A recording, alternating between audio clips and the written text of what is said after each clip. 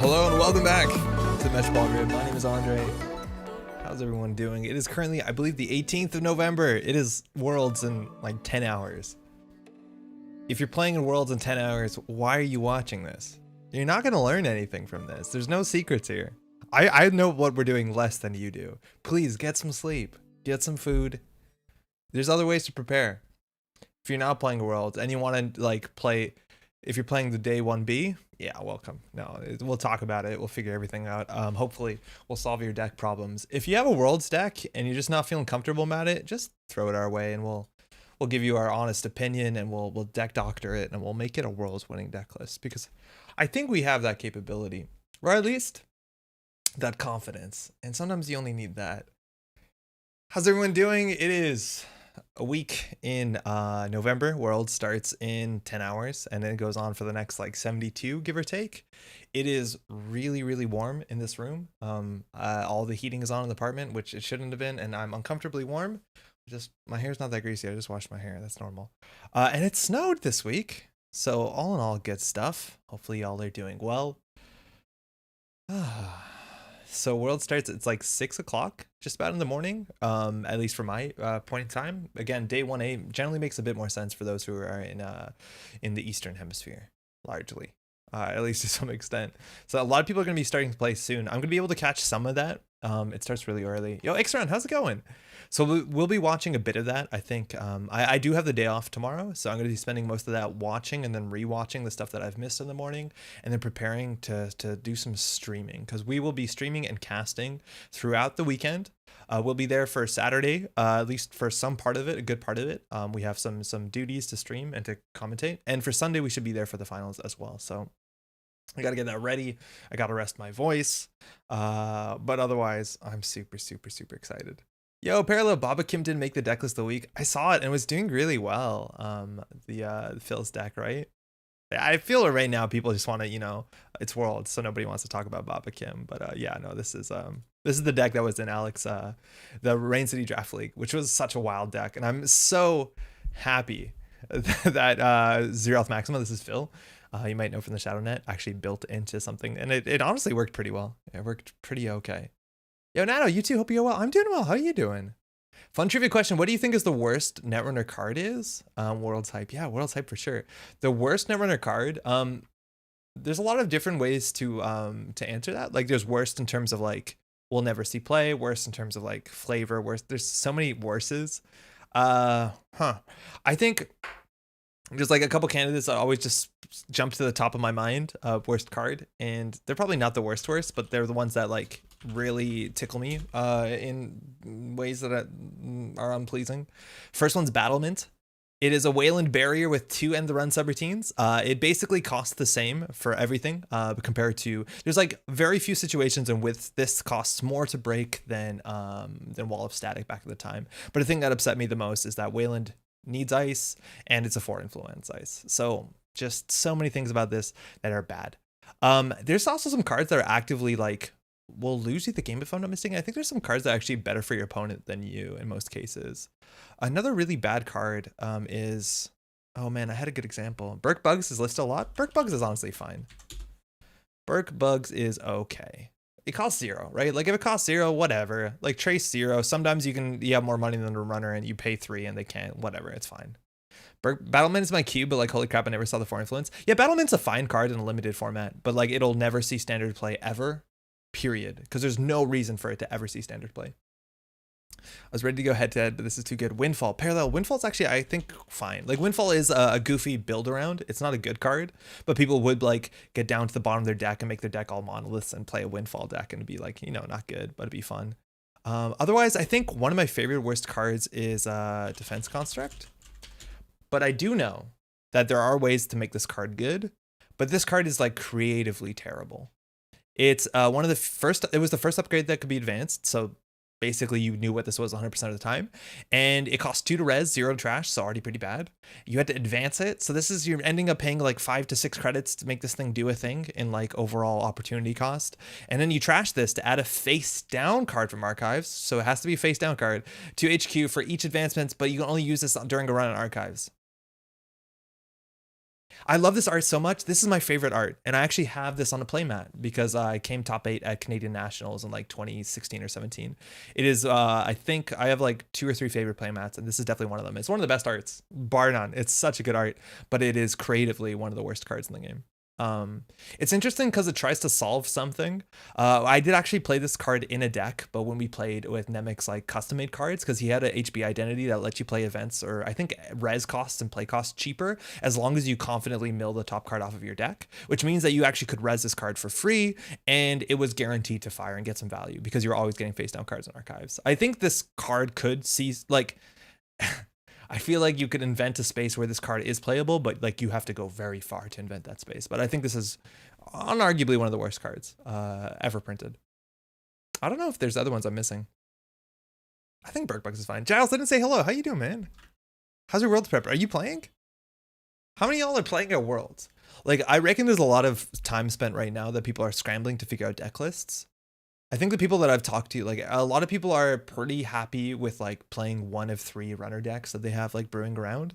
I know a lot of people in my meta, the Montreal meta, who have signed up for Worlds. Some of them have already submitted deck lists. But I think there's a lot of brewing on the corp side. Like I think there's some pretty easy picks. I think you're gonna see like a lot of PD, and there's nothing wrong with that. I think PD is pretty good, but I feel like this is just a meta which is has a possibility of being blown wide open by you know, somebody building something really cool and people not knowing how to play against it or being well positioned. I feel like also specifically this Worlds has a really big chance of like tech cards and like really good deck building and like slot inclusions having a huge impact on matchups, right? Like this is probably the Worlds we're going to see the most max, if ever. Max decks have just been very, very good. Right now, there's a lot of different max lists, whether it's Virus Max, whether it's APOC Max, whether it's Engolo Good Stuff Max, whether it's Bigger Good Stuff Max. There's just so many max lists that everyone's excited to play, let alone are performing. We generally just consider regular Anarch with extra card draw. But the thing about these max decks is like they can be counter-teched so easily, whether it's something like, you know, an Arc Lockdown at a really awkward time, or something like Salam's Hospitality at the right point in time where you can get a good read or just hit their labor rates. Like that's quite good. I haven't played any matchups. We played a bunch of max last week, and we're going to play a bit more today, I think, because of the deck list of the week. But we haven't hit those circumstances where it's been just like, oh, Jesus, I played max and I tech card, so I lost. So I'm not entirely sure. Selflipot says, I'm judging. Oh, no way. Gonna goof up my sleep schedule hard to make it. Are you judging all weekend or just like tomorrow? But also, yo, huge shout outs for getting involved in judging. I know Nisei did show what their like support is for judges as well, which is fantastic. Also huge shout outs to Nisei too. They support like casters and anyone who gets involved, judges and all that sort of stuff, which is obviously huge for the people that, you know, take the time and effort to you know, put in the effort again to make things run well and everyone have a good time. Giles is doing well, thanks. 3M start day 1B for me. Ooh, what's your plan then for like, I take it you're gonna go to sleep. You're not gonna just like stay up and start at 3M. Like you're gonna go to sleep and then wake up at like 2 a.m. or whatever, right? I'd have liked to have played in Worlds for fun, but I need the money for the holidays. Oh, that's fair. Hey, hopefully you have a good holidays then. Considered not playing Shaper. Gotta be true to yourself. There's a video coming out somebody showed me recently that has some cool Shaper stuff for Worlds in it that I'm a big fan of. I don't think Shaper's the worst. I think Shaper's underexplored. Oh, thanks, Maddie. Maddie made me some tea, which I think I do need. I dug around in some like, you're putting some lights up and it was really dusty. And my throat gets really bad, like immediately after, like 4 hours after dealing with dust. So gotta be careful. Cephalopod's judging almost all of it. Just can't do all of day 2 though. Oh, that's dope. That's really good. Giles says hopefully at least 5 hours of sleep beforehand, give or take. Yo, hopefully you're not playing Mirror Morph. I'll just say that. But yo, best of luck. That's awesome. I think it's kind of unfortunate from where you are, right? Based off of like what time zone makes more sense, because I don't think day 1A is that much better for you, is it? Worlds the start is Ken, Worlds the start of scoop season? I don't know. I'd hope so. I'd hope. Sometimes Nisei does like drop things into like the end of Worlds, like on day 1B when there's a big crowd or an even bigger crowd, right? Or not, whatever they call the second day, the finals. So maybe they'll do that. I don't know. Maybe they'll show an ID or something. I think we have some names of the IDs. I don't know. Like this is all speculation. Nisei hasn't told me anything about the new set. I just basically wait for spoiler season. So I'm not actually sure, but I'd be excited if it was. And I think a lot of people would be too. I think also we do know that in the scoop season as well, some of the winners who've created their last cards, like some of the like national winners or continentals winners, they also have some card reveals, but I don't think we're going to see those. I would be surprised if we saw them this weekend. A savage choice for us, Apex. 9 p.m. start for 1A. Yeah, that's not good either. Yeah, it's really hard. That's like, you know, when you have an online tournament that anyone can enter, like it's obviously great that there's 2 days with different time zones, but it's really hard to make something good for everyone. Hoping for at least one scoop. I doubt it, but I hope so. Yeah, I don't know. Like I think the biggest thing right now that Nisei probably has to like dance around a bit is like shipping and freight right now is pretty bad. Printing to some extent is bad, like pulp paper stuff was kind of bad too. But like if they do tease something this Worlds but then are unable to like release a set, or confidently be like, oh, go get the set in February if freight is like not fixed, if that's ever going to happen. Like, I don't know. You just have to watch out, right? Because if Nisei shows something now, but then can't release the set for like 6-7 months, like maybe that's a bummer. So who knows? I think currently they're only waiting on art. Oh, that'd be dope. So maybe they have a couple of cards ready to show. That'd be cool. Yeah, maybe if they have art for some. Day 1B, yo, Jim, what's up? Exile's back and his ability draws 2 cards. Hell yeah, let's go. Honestly, you need the bin breakers probably to rotate, but I'd love to see Exile come back. How's it going, by the way? All right. So again, World starts in like 10 hours. I'm really hoping if you're watching this, you're not playing at Worlds, at least that day. Excuse me. Yeah, Macaroni, how's it going? Welcome. How's your week been? We're going to start today by playing, this is the deck list of the week. It is the big max list, not even the biggest max list. This is the Engolo max list of 45 cards that we played last week. And it was actually pretty decent. We had a good time with this. I feel like it was like pretty obvious there was a difference between this max that we were playing and the other max, which was the one that SBL posted, the Oscillate posted. That was like 63 cards or something like that. That version wasn't on Engolo, and Engolo has been quite good. I'm surprised to some extent that this Engolo list doesn't have things like Spooned in it, which is very good with Engolo because Spooned means you can trash more ice. And trashing ice right now actually seems kind of relevant. We're looking at stuff like NBN Glacier. Maybe people are going to try to play mid-range like Ag Infusion and Polana. Like I think some good reasons to start trashing some ice. So I think there's some changes to this. Huge shoutouts too. I don't think Yasengrin's here, but Yasengrin put out a video. Funny enough, put out a video just recently saying like, hey, sorry, it's been a while. I recorded another video and I scrapped it, which, you know, that's obviously an experience that happens. Oh, I guess we're not watching this ad. Point being is that the deck list that was played in here, that it was played by someone, I think they're named Phoenix +1, was playing this like cool max list that had Engolo and Spooned and a lot of ice destruction, and it was really great. I actually like the opponent's list too, playing. I think Ag Infusion's pretty well positioned. But I think a list like this, actually, I don't know if this list is on NetRunDB. It's something I'd be more excited to play. It does run a bit more slower drip. We have, I think, did we have Rozekis? No, maybe we didn't have Rozekis. Maybe we only had these data foldings. I don't think there was Rozekis, but this video is great. Oh, it also had Bagat, which actually did work in the matchup. I love the list set progress on their website. Nice and transparent. Oh, Ixaron, the way they actually tell you like where the set is in terms of like what they're waiting on. Cause I didn't know that. That's cool. Week is going great. 4-day weekend coming. Yo, enjoy it. I got a 3-day weekend, but it is Worlds. But it's a good day. It's a good weekend to have a long weekend if you're watching Worlds. Going good, man. I tuned in. It was Defense Construct, then Max. My head is spinning. The question was like, what's one of the worst cards in the meta? So that's that. Oh, it's super nice. I had no idea. Oh, that's actually really good. So that's a lot of transparency. Yo, Floofy, how's it going? You stoked for Worlds? I think we have this list already like booted in. I reckon everyone here is going to be testing for Worlds. No, there's actually a bunch of startup games, so okay. Ooh, Worlds, yeah, I know. I'm stoked. If you don't know, by the way, and this is obviously very important, Worlds will be streamed on the Nisei Twitch channel exclusively. They generally don't stream to YouTube, and so they'll put the VODs, hopefully, I'm assuming, on YouTube after. They just almost always have done that so far. So if you don't know where to go to twitch.tv/Project Nisei, if I'm not mistaken. And if you want to go ahead and just give this a follow, that will give you an alert on Twitch when they go live. And you'll see stuff like this because people are doing test streams. This was, I think, a test stream from Vesper. I need to do a test stream somewhat recently. Oh, they're hosting. Thanks. But do go ahead and do that.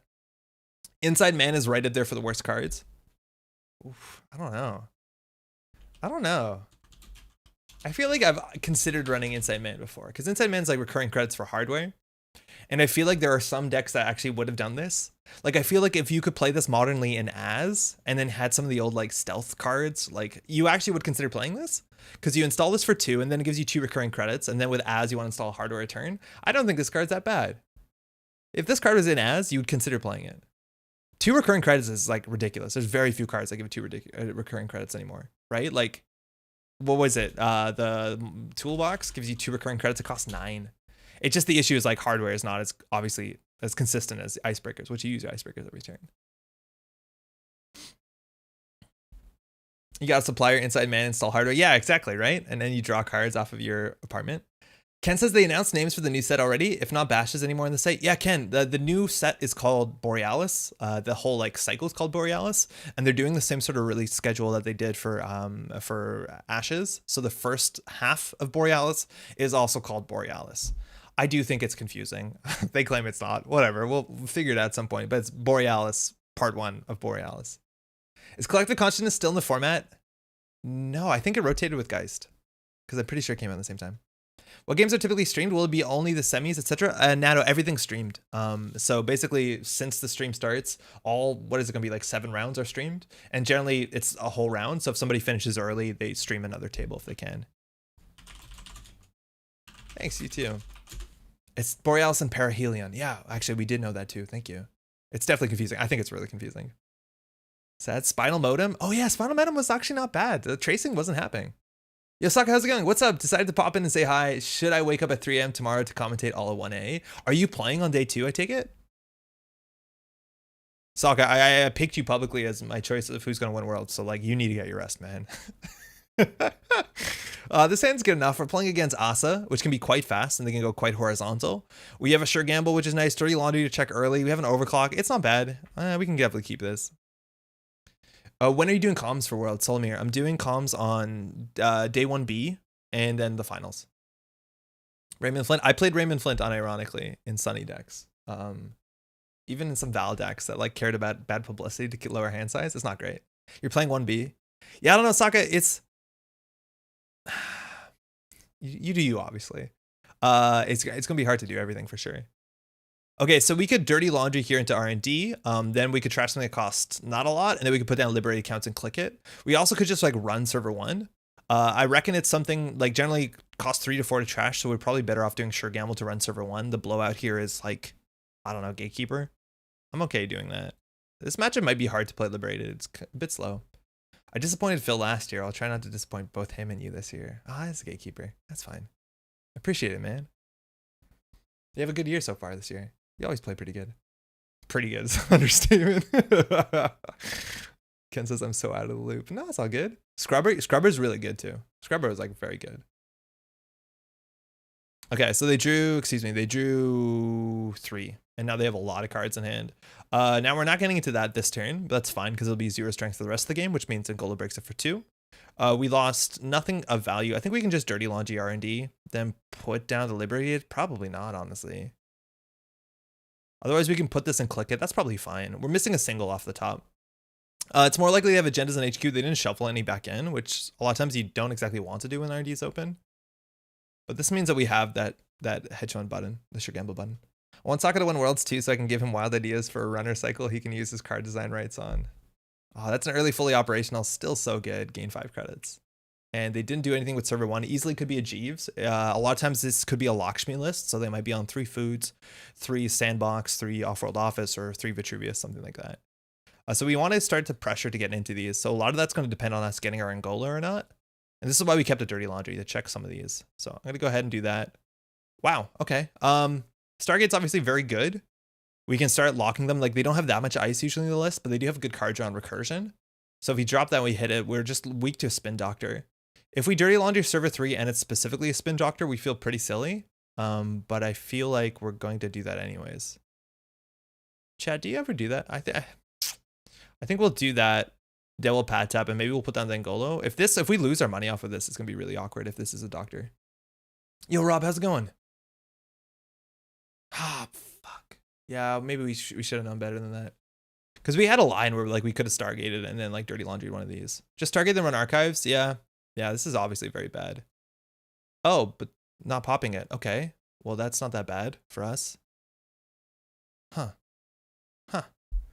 So we probably want to trash that. We have a Stargate. That probably means they have another one on the table.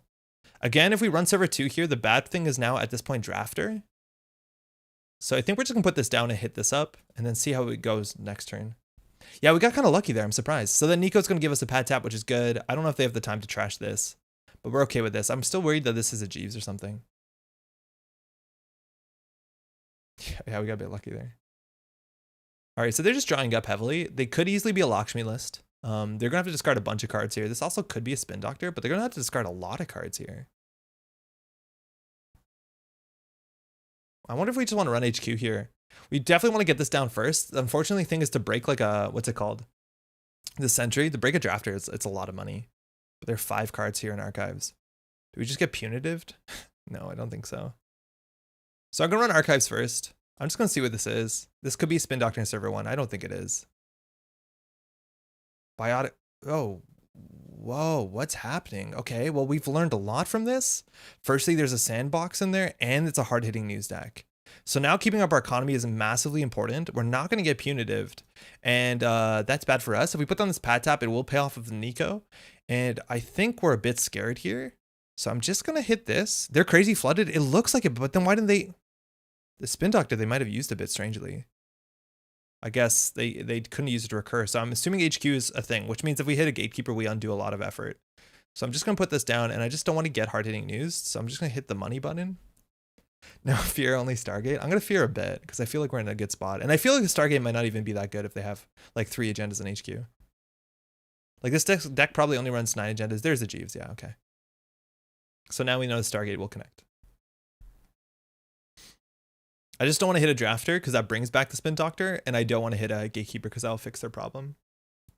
But they get a double install here, which is fine. I think we can just Stargate here, especially because we're gonna check 2 more cards off of archives. Deuces is definitely good. We'll just hit this button. And this will draw him another card next turn too. It's a Jeeves, a Global Food Initiative, and a Hagen. So we could trash the Jeeves. I think we're definitely gonna trash the Hagen. I think we trash the Hagen. And then we just run. That's annoying. I just don't want to get them to get the Hagen. Right? Bless you. Like, I don't want them to, I don't want them to draw the Hagen because the Hagen is actually quite annoying for us. So I think we don't have a paperclip, do we? Yeah, well, we do have a paperclip. Nah, that's fine. Yeah, let them draw the food. I think you're right. We'll get rid of the Hagen. You can overclock to kill Jeeves off the top. Yeah, is it worth it though? Yeah, it's probably not bad. We have Mad Dash in this list, right? We have 2 Mad Dash. Okay, so if we Mad Dash any agenda, we'll be fine. We don't need a Mad Dash now. Let's Deuces Wild to see what's on HQ. It is a gatekeeper. Okay, so we don't want to run that. Max punishes spin res. Yeah, this could be a spin res punish was the problem. But now let's just run R&D and see if they pop it here. Because they could pop it here, which means it'll go to hand. Okay, so it's not. So trash that. And I think we're going to gain the credits. We need to keep our credit lead up because of hard-hitting news. We're going to get 2 credits next turn, and we'll run R&D, and we'll just take the food. Okay, so it doesn't look like there's a spin doctor on the table. And this is going to pop. It's a Rashida. So they're going to be drawing a lot of unknown cards. They're drawing actually 5 unknown cards. We will be on 16 credits, though. Yeah. Yeah, we're on game point with Mad Dash. We definitely want to find the Mad Dash now. And double ice on R&D is obviously quite strong. We do know that this is a gatekeeper here, so once we get down our Engolo and force the res, like it's pretty easy for us, and they still have a lot of work to do it, but they can close it out. Like we need to keep our money up, which is actually a bit tricky. So I think next turn we just they trashed 1 pad tap. Okay.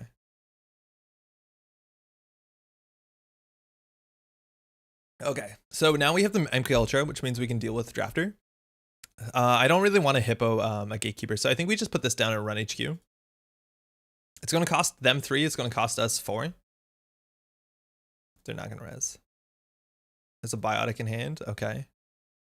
Not amazing here. Really not amazing. Let's go again. Probably is another agenda there. I'm glad Nietzsche released a statement on the execs. Oh yeah, we have to go through that. They did do that before Worlds, which is fantastic. That's a fully op. That's bad for us.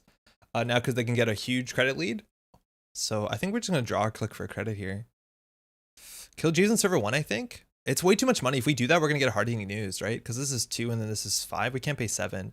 If we overclock, like we still end up paying like 3 or 4, and then we get hard-hitting news quite bad. I just don't want to get hard-hitting news. I don't know what their punishment is. I don't know how many of these they can play. But you know what I mean? Like I think we just drop for a Mad Dash. Yeah, we've seen an HHN already. We've seen one in archives. I can just server 2 but not last click. Yeah, that's probably worth it. I think you're right. There was almost no reason not to do that because they spend more money than we do generally. Pat Tap goes off Sandbox, which is good. Okay. I think we can just sure gamble here and Stargate. Again, we can get through the sentry, which is scary. If we have to, yeah, we can deal with everything. It is a Hagen. So if we install the paperclip, this trashes the Stargate if we don't deal with it. If we install the paperclip, it makes it cheaper overall. So I think we're going to do it. No. And we definitely want to be hippoing that, I think. 3's not too bad. Oh, MU. Oh, awkward. Whew. Oh, MU. Yeah, okay. I don't think we do that then. I don't think we do that. I think we'll try and go as far as we can with this. So our MU in this list is what? Like a maw? A patchwork. Oh, but we've changed this version. This is actually not on patchwork. We have Keiko.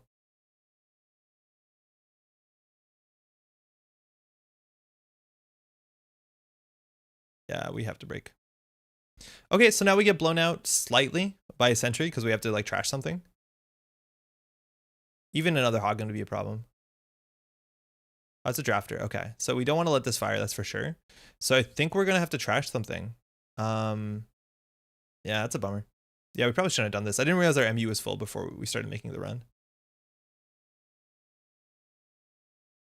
At least our money is bad on both sides. Okay, fully operational, or sorry, Vitruvius, we definitely want to trash here. So if I've had worse into a Mad Dash, we win the game. Damn, we're good. Nice. Got it.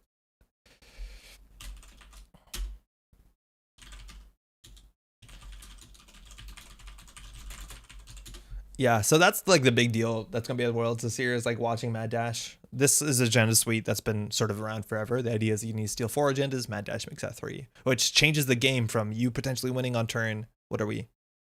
It just like this is turn 6, and if it wasn't turn 6, like we'd probably win on or lose on turn like 9 or 10. Like it's so big thing. Yo, Eric, what's up? Really disappointed in the size of your max? I'm so sorry, man. It'll get people. This is the deck list of the week. Eric, what do you think is the right number? You don't like 45? Phil, how's it going? You Mad Dash, Ian. What up? I'm not gonna humor that number. Hey, you too. Nice deck size. All right. The Vancouver meta showing up. I knew it. Yo, Diogene, what's up? How you doing? Are you playing a Worlds, Diogene? Let's do one more. All right, let's try and have okay, I should not ever preface things like this, but let's have a constructive conversation on what's the proper size for a max deck, because a lot of people are going to ask questions about this during Worlds. Ideas, a lot of people say 45 cards is good enough. You don't need to go more than that. A lot of other people think 60, something around there is better, because you'll just spend more time before you bottom out and have to worry about rebirthing and labor rightsing and losing out your tempo. Obviously, this changes your consistency, but like, and our cards are just kind of good. So who knows? Robs is thick, but not chonkers. Everyone else is saying 69. Great. Proper size is 66 for 22 different 3x cards. Yo, that's a Diogene special. I respect that. Yo, 3x is all the way. But then you can't play Rebirth. Oh, it's going to be a problem. The heart of the cards decides your fate. 46 max is probably what I usually would play. Yeah, classically, that's what it's been. But like, classically, people, you know, levied and stuff. Here, it's just kind of let it ride. Julian, yo, how's it going, man? Less than 60. Are you playing max? Oh, sadly, new job means no time. Yo, what's a new job like? New job, good job? New job, bad job? Bank job. Yeah, I don't know. I'm really excited to see at the beginning of games during Worlds what people show up with, how much deck size. It's also a big deal, and like this just happened. So sorry that Phil, that your Baba Yaga Ken deck, or Kim deck, excuse me, didn't make the front page. But a lot of the times the deck list of NetRunnerDB before Worlds and before any other tournament actually has a big impact on what people play, because there's a large portion of people who will just see this on the front page of and know that it's good because they read this part, read the deck list, maybe play it a couple times, maybe watch content creators play it, and we'll play it at Worlds. And there's nothing wrong with that, but I do think that can like sometimes give you a read on what some part of the meta will look like. Some people always play the deck list of the week, and there's nothing wrong with that. Ooh, Paulina. Day job. Bank job, inside job. Wine? This is this has to be a Smurf. Just like, yeah. Thanks, you too. I did, yo, how's it going? Ham sandwich. I did well on 47 at Intercontinentals. Okay. Yeah, I don't think we're ever gonna come up with a number and be like, that is the right number, but I'm interested to see people's arguments why. Okay, opening hand. Paperclip. Not really a very necessary breaker. We do want ice destruction in this. If they res on a non-C, we can't deal with it too easily unless we have, well, Engolo does, but we want to deal with the Kakugos. I really feel like this list could have spoons in him. We can keep this. This is fine. This is not bad. It's obviously like a good hand. It's just like, it's hard to tell sometimes how fast these lists are. I think a pad tap would be one of the best things we can get in our hand because we draw every single turn. We're gonna get a lot of money off of us. Maybe that's a good reason to play Paulina. 66 is my right number rather than the right number. That's what's really important. What is this? Upgrade on R&D? Is this a Mwanza deck? What is this? Ooh, early Engolo. That's actually quite scary because we don't want to lose this to like errant damage. We lost a Stargate and a pad tap. They also mulled. So like we could just play real slow and do just like gamble, Engolo. Let's draw once. Yeah, okay. It's good to have those.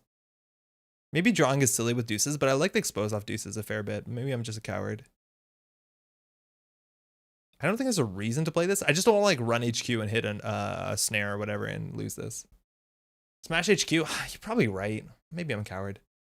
Someone needs to do the maths on max and average the deck states weighted by win rate. Yeah, and how high the tables are. This looks like a punitive list. There's no way that's not once on R&D. I don't think we should be playing two gambles. You think you keep one gamble and float? I don't know what this is. This looks like either Mwanza or prison. And if it's a prison, we need to rebirth immediately. Yeah, I bet they're trying to grind you. I think you're right. I think they are trying to grind us. So I'm pretty sure we just immediately rebirth. What do we rebirth in the grind matchup? Because this does look like a prison deck. Like this has to be like Price X or rebirth for sure. Yeah, we don't want to mill more of our deck. And this is a good reason to run more cards. Cat, how's it going? Omar? Omar's obviously very good. Because it gives them another server to defend. I wonder if we just want like Edward Kim, Val. If we want just Edward Kim to deal with like the recursion events. Rebirth Alice? Man, that's kind of cool. Yeah, Alice is fine. I want to do Alice. Yeah, whatever. Yeah, whatever. Coming Worlds, yeah, you know it. You're moving this weekend, right? Hoshiko even? I don't love the card draw on Hoshiko. Like that is a way that we can like I don't want to be forced to draw. So this forces them to trash a card. We will access it. It's a sting. Okay, so we take unnet damage. We lost a dirty laundry, which is fine. So oh man, I don't want to do this. I always hate playing this matchup on stream because it takes forever and you make one mistake. Like if you just do it poorly, it's over. Yeah, no Netrunner for me. I'm sorry to hear that. All right, so Mad Dash does matter in this matchup a fair bit. Well, not actually. If we steal 2 more 3-pointers, we're fine. So I think we're just going to run HQ here. We want to get down. We don't have Rozeki. I don't think we have also any permanent economy over time in this deck. Like I think all we have is daily casts and pad tap. So like some of the other lists will have things like Rozeki, things like data folding, which are so much better in this specific matchup where you just want to do one card solution to everything. Server 1, I don't know what it is. Could be a spin doctor. Could also just be a snare. I think I just want to run archives or on HQ. Like we're just going to force this archives button every turn. We're also making successful runs, so they can't like score out with hand from a shipment from Tenon, a sting, or a House of Knives. They can feed us stuff here. Oh, well, this is good for us. That's the opposite of what you want to do. You want to keep one of these. Could we die to punitive here? Could we die to punitive? Bioethics punitive would be a killer. Well, now we're on game point if we mad dash. So bioethics into punitive could work. So I think we just click for credits once we're on 4 cards. I think they misread the card. Yeah, they might have. Because this does your opponent's amount. So you want to give us 2 and then score 1. I'm just going to not die to punitive, I hope. Looks like a PES grind kill deck. Yeah, I don't know. Maybe like there's no more Philotic. There's no good reason to give everyone all the 3 1s. Just deuces for cards and credits? Yeah, it probably would be smarter. Oh, it is the House of Knives. Okay. Okay, we have that in hand, which means we can't really die out of nowhere. Unless we're really unlucky. Log, stop scrolling. Oh, huge, thanks. Thank you, yeah.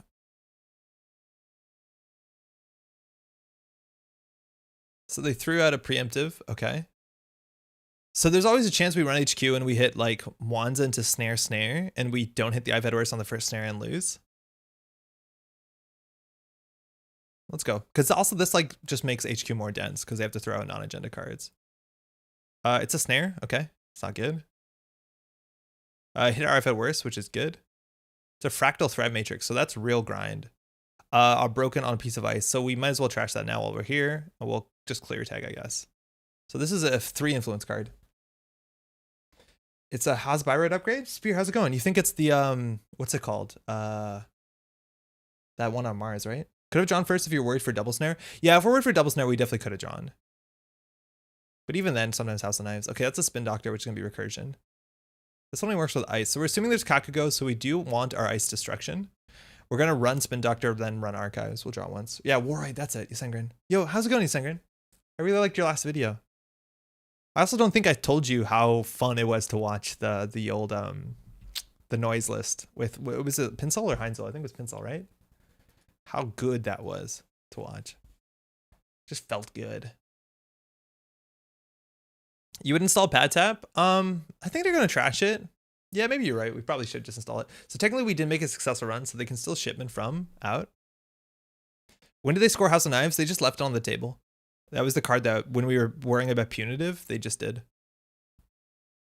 Okay, so what breakers do we have access to? Only a paperclip. Oh no, we have an Engolo. Never mind. Make them trash it. I think I'd rather put the Liberated down though, right? Because this is on one card 10 credits, which is better than this, which won't be 10 credits. We actually want on Slums the other day, or was that one of the deepfake things? That was actually a deepfake. It was kind of awkward because they asked if I would do it, but then the appearance fee was like way more than they thought. So I interviewed, it's not exactly a deepfake, but it's my brother who has technically played Netrunner. Yeah, I think we can hit this. I'd rather take that. You get a credit every time you draw a card. Yeah, no, that's true. That is a good value about this. If we want to install this and then draw, right? If we draw and then install this, we look silly. Oh, was it Dire for noise? Oh, it was Dire. Excuse me. Vale, how's it going? The other ones had some of the German players. Excuse me. Yeah, it was Dire, wasn't it? My stream today, I talked to myself for 30 minutes before realizing I hadn't had to start stream button. Oh, dude. I think the worst is one time I was recording a video and instead of hitting record, I hit stream and I had no idea. And then people were in chat, but I didn't see chat. And then I realized once I finished the whole video, I was like, oh, and it was like a review. So like it keeps me up at night, man. It really does. It was the worst thing to do. Do that all the time, except I forgot to unmute the mic. Yeah. All right. Well, this is the turn that they might, like, I think we just want to draw twice here for Paulina. And then now they could actually shipment out, but they only have 3 cards in hand. And now we need to find like our ice destruction because we can't deal with Kakugo in the long term. Look, Giles, that was only 10 minutes. Wednesday, your mic wasn't also on. Oh, no. All right, just upgrades for days. All right, well, we're going to go HQ. They trashed the Pad Tab, so that's good, I guess. All right, well, we'll run HQ. Yeah, this is enough, right? 2, 4, 5, 6, 7. Yeah, it's 7, I guess. If they hit us with a House of Knives, we can still steal. Yeah, we'll be fine. We can still steal an Opa. Oh, it's actually kind of an annoying piece of ice for 1 credit. Like it taxes us 4, which is actually quite nice.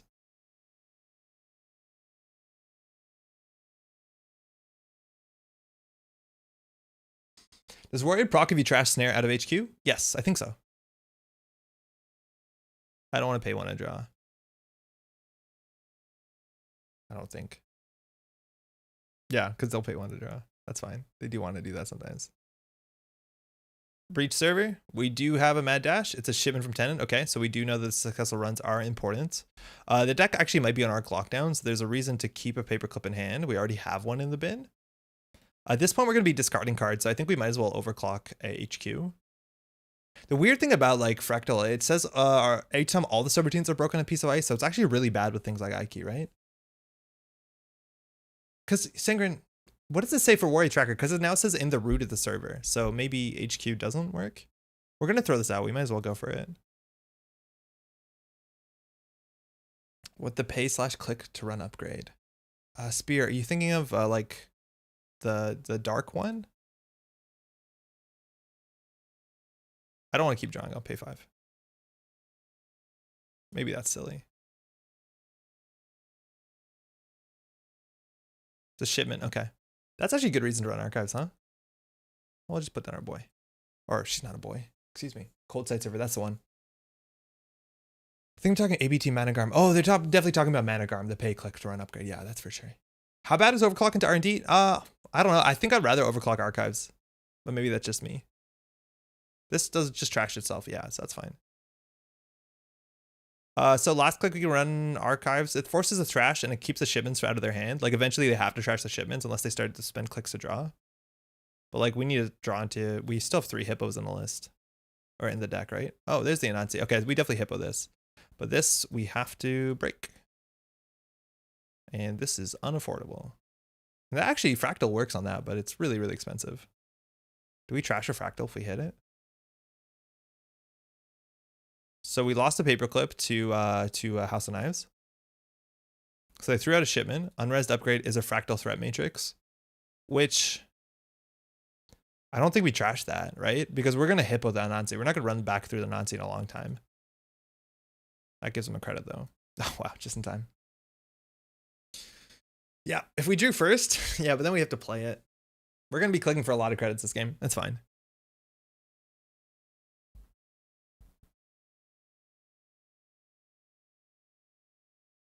All right, y'all, do we just hippo HQ? Or do we hippo the Anansi on archives for Alice? What do y'all think? Chat has scroll. Thanks, Singer. I don't know why that's happening. That's not a good thing. Hippo HQ. So we pay 5 to get down Hippo Anansi. Uh-oh. Because if we hippo this is obviously very good. Because then we have an Alice a turn, which makes the HQ better. I feel like this is obviously way more expensive for us to get through.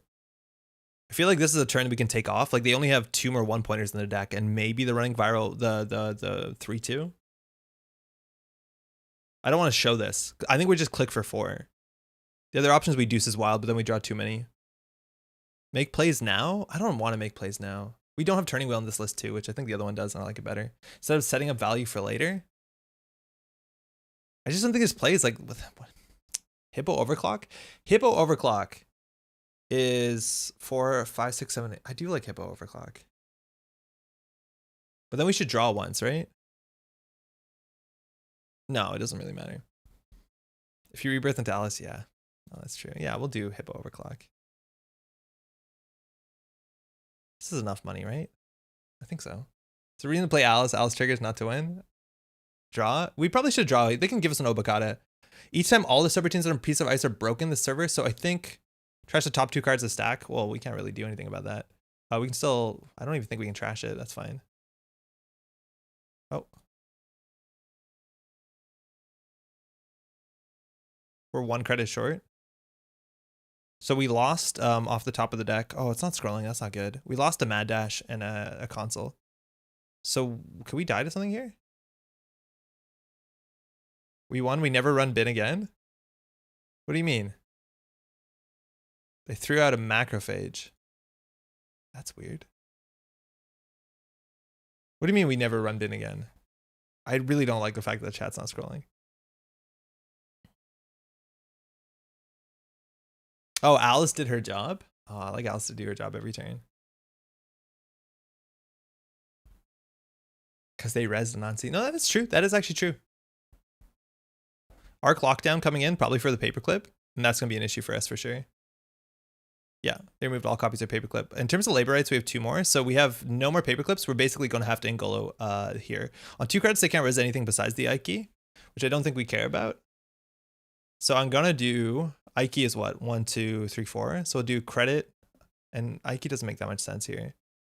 Yeah. Oh, it's not an Alice run, excuse me. Because they can't res here. We can take down the Fractal, like if it's a Kakugo.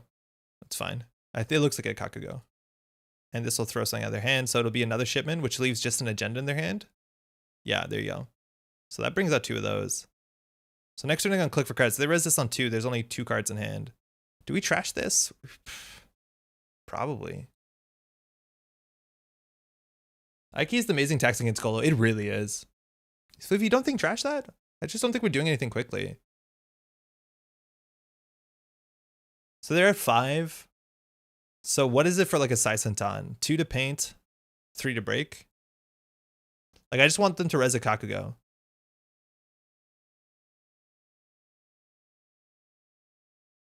There, fine.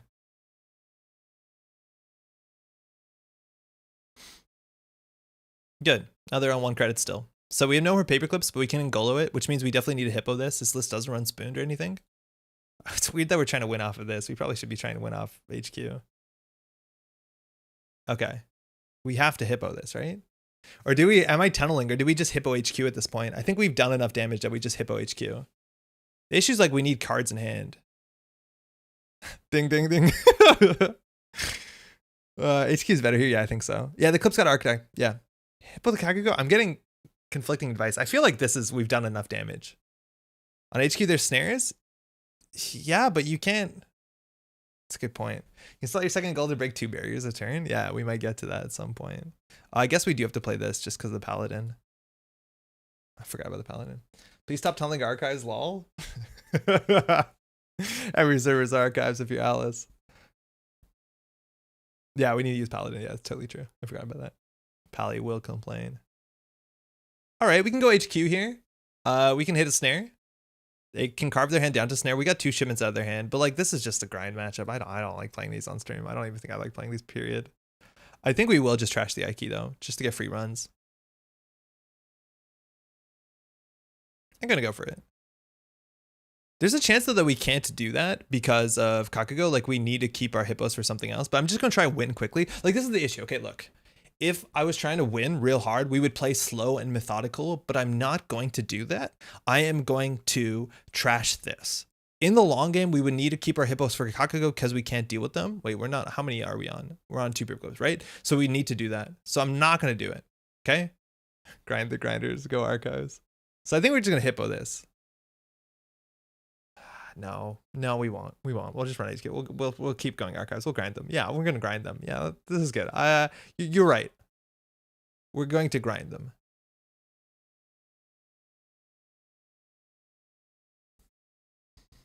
You don't get Alice trigger on HQ, Andre. Yeah, we need Bagat too. I don't want to pay anything. If I hit a snare, we're going straight to archives. Oh, it's Obakata. Yeah, we'll take that. Sick. Now we need to install something. What's the chance they're impunitive? I'm just going to install the daily cast. That is 8 credits. The Keiku is not that helpful. We don't have to install that many more programs. Yeah, that's 8 credits. Seems good. Oh, we had more clicks. Oh, I shouldn't have done that. Excuse me. Don't install cast click, dude. That's silly. Don't do that. How many more IFAD worst do we have? 1 more. Okay, that's fine. Go archives. They're not going to give us an agenda.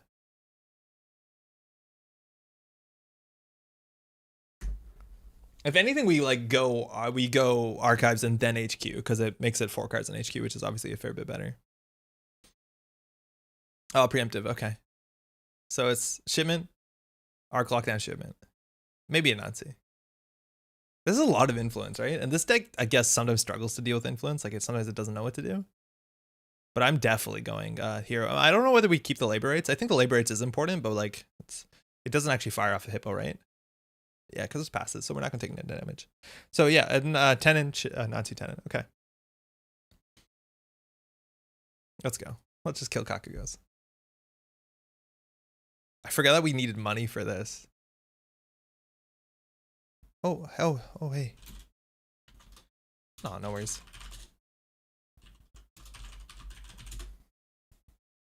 I'll just go back. That's all good. I've done that before. Sometimes you just click the button.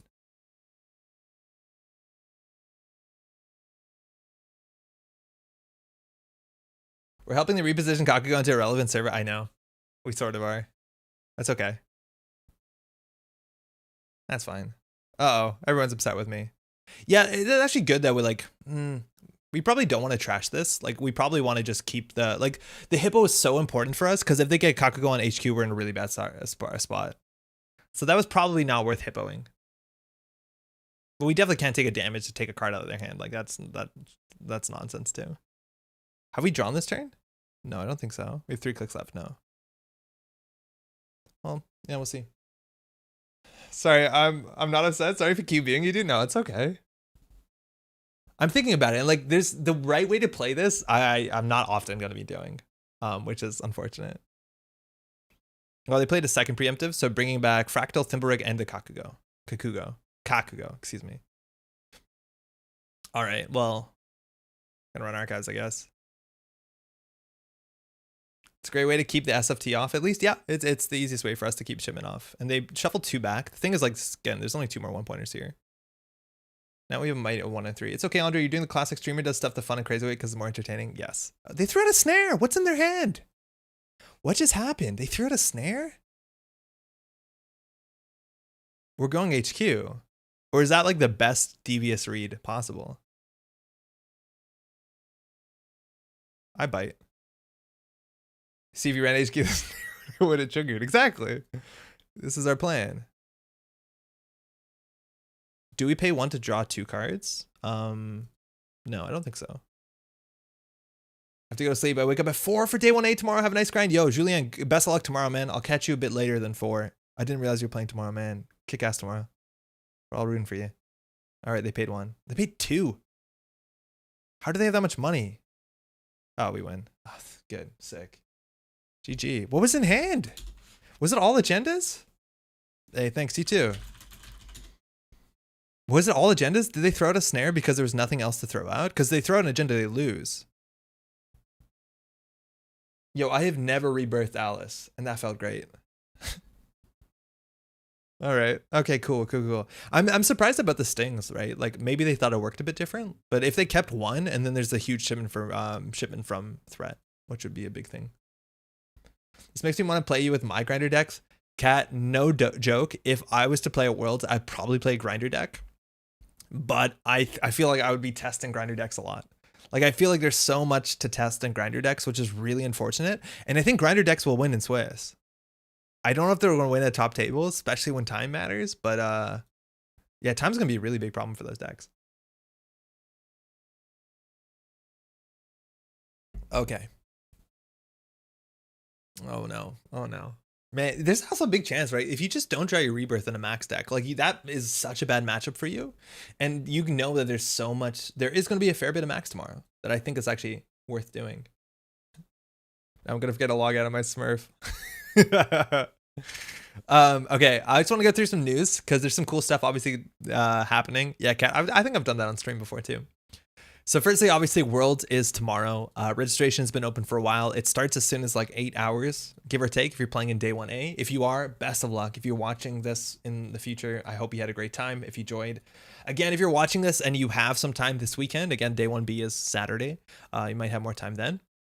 It is not an invitational. Anyone can play, and I promise you, even if you don't think you're a person who's going to win at Worlds, if you don't reckon yourself to be a competitor, still join in at Worlds. It's the biggest organized Netrunner event every year, which is actually really good for you because it means that after every round, excuse me, they pair you with somebody at the same standings that you. So the more players, the more accurate, like the closer, it is the one tournament that you're more likely to see players at your skill level over a long enough period of time, which is sick. It's also a great way to meet people. There's side events. It's a huge celebration of Netrunner. I promise you, it's a fantastic thing to do.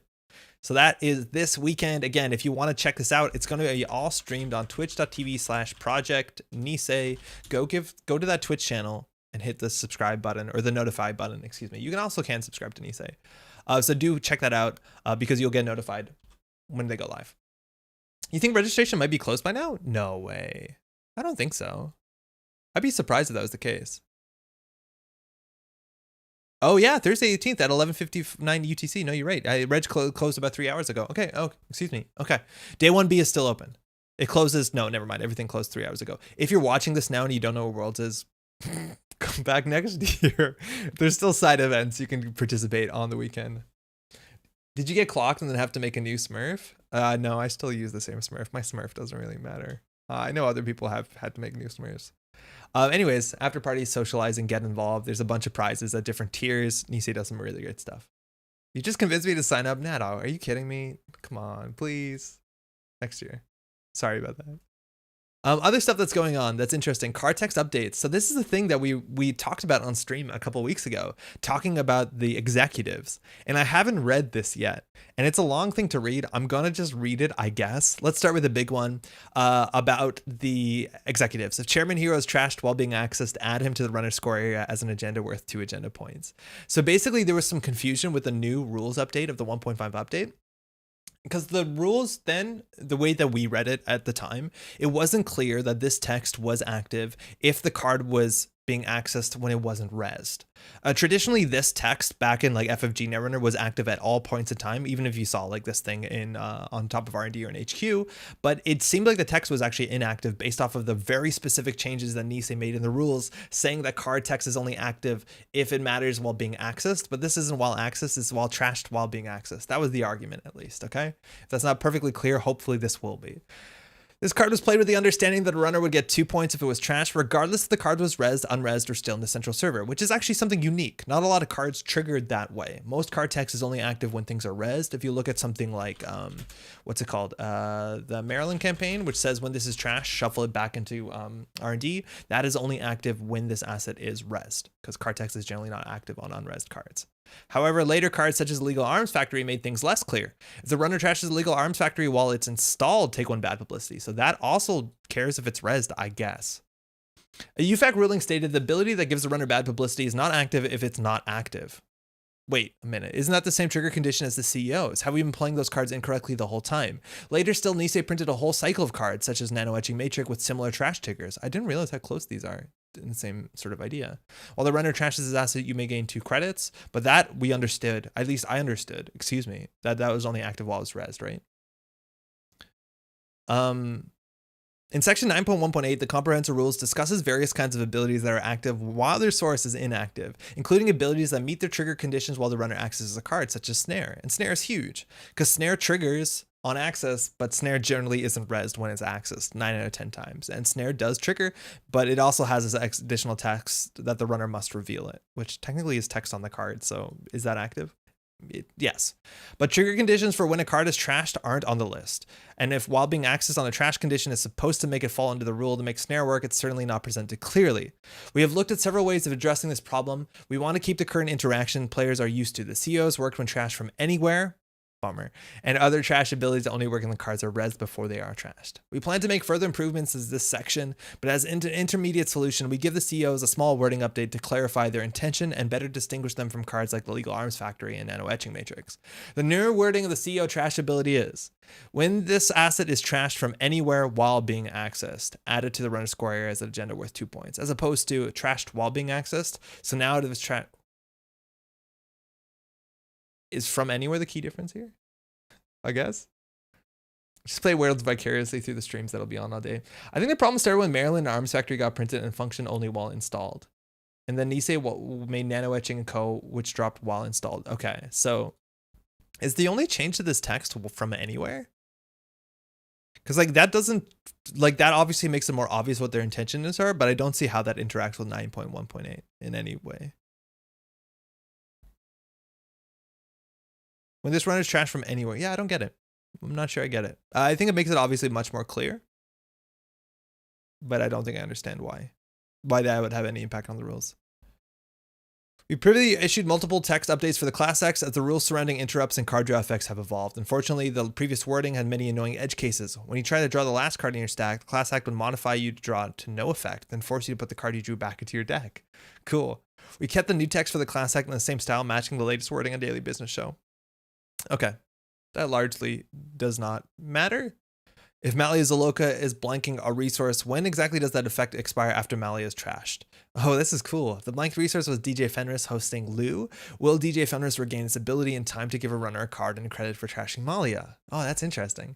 It depends on when exactly Malia's abilities leave the game state. If DJ Fenris gets his text back by the start of the next checkpoint after Malia is trashed, it will be able to create a pending instance of the conditional ability it has from Lou, which the runner can trigger for the credit and card. But if Fenris doesn't have Lou's ability by that time, it will miss opportunity. So when? Is there just a TLDR of the answer? The previous wording interpret the text box, the resource is blank, either a static ability or nested within the when you res ability. These interpretations are close enough that we don't often have to worry about the difference, but the expiration of a lingering effect is slightly different timing than a static ability becoming inactive. When the duration of a lingering effect runs out, it stays in this game state until the new checkpoint, next checkpoint clears it. Too late for DJ Fenris. But if the source of a static ability becomes inactive, the ability stops applying to the game state immediately. When the duration of a lingering effect runs out, it stays in the game state until the next checkpoint. This Checo rules legalese is delicious. I don't understand this. Well, this is an interaction that comes up very often. We have gotten questions about it, so we want to clear up the ambiguity. And Malia's, I appreciate the effort, but that did not clear up the ambiguity. With no standing rule to act as a precedent, our priority is to make a change that yields a simple, intuitive card wording. Respect. We chose to rule that the static interpretation is correct in part because we could reinforce the ruling simply by adding a paragraph break between the two sentences of Malia's text. The second sentence is distinct static ability, which leaves the game state as soon as Malia becomes inactive, before any checkpoints are carried out. Okay, wait. The second... Did Satan... No. Oh, man. It's nice to see this channel still being viewed. I haven't played in almost a year, but still lively. That's great to see. Fathom, how's it going? Welcome. Glad to have you back, perhaps. Worlds is actually just this weekend, which is huge. So if you want to watch like really good Netrunner and see what Netrunner looks like now, check out twitch.tv/Project Nisei in as soon as like 8 hours when World starts. A diabolic squid. Skapon, how's it going? There is a TLDR at the bottom of this. When you res this asset, choose an installed non-virtual resource. The chosen resource loses all printed abilities. The second sentence is a distinct static ability which leaves the game state as soon as Malia becomes inactive, before any checkpoints. This means that DJ Fenris will get back its abilities and those of its hosted identity in time to see the runner trashed Malia's Aloka. Okay. Malia gets trashed, allowing a DJ Fenris loot to trigger. So it works in the best possible way for the runner in all instances. Sick. Good to know. Oh man, my first World and I'm not ready to represent our meta, John, but we're so excited to see you. Are you playing in like a couple hours with Julien? Or I think you're playing on Saturday, right? Also, John, we got to do the vampire thing because I've found some more vampire players if we needed those. Okay, yes, Sangren, yeah, that's it. Okay, cool. I'm playing Saturday, and yes, fantastic. I ran into a guy that I play Flesh and Blood with, and he was wearing a Vampires Eternals t-shirt. And I was like, so you play the game? He's like, yeah. And he explained how he is technically like the Prince of Montreal because he used to be very good at the game back in like whenever that was played competitively. And he's like, yeah, if you guys want to learn the game and sit down to play, I'll do it, which is both very intimidating, but also he's a really nice dude. Well, yeah, absolutely. VTS. Perfect. Okay. Odoroshi. We missed the Cardinal update, comprehensive rules in which abilities that talk about our server locations got updated to new terminology. Okay, Odoroshi cares about installed in the root. Okay, cool. I know the game I can help teach. Awesome. Okay, perfect. I thought you found some vampire cosplayers or real vampires to play with. It's largely that.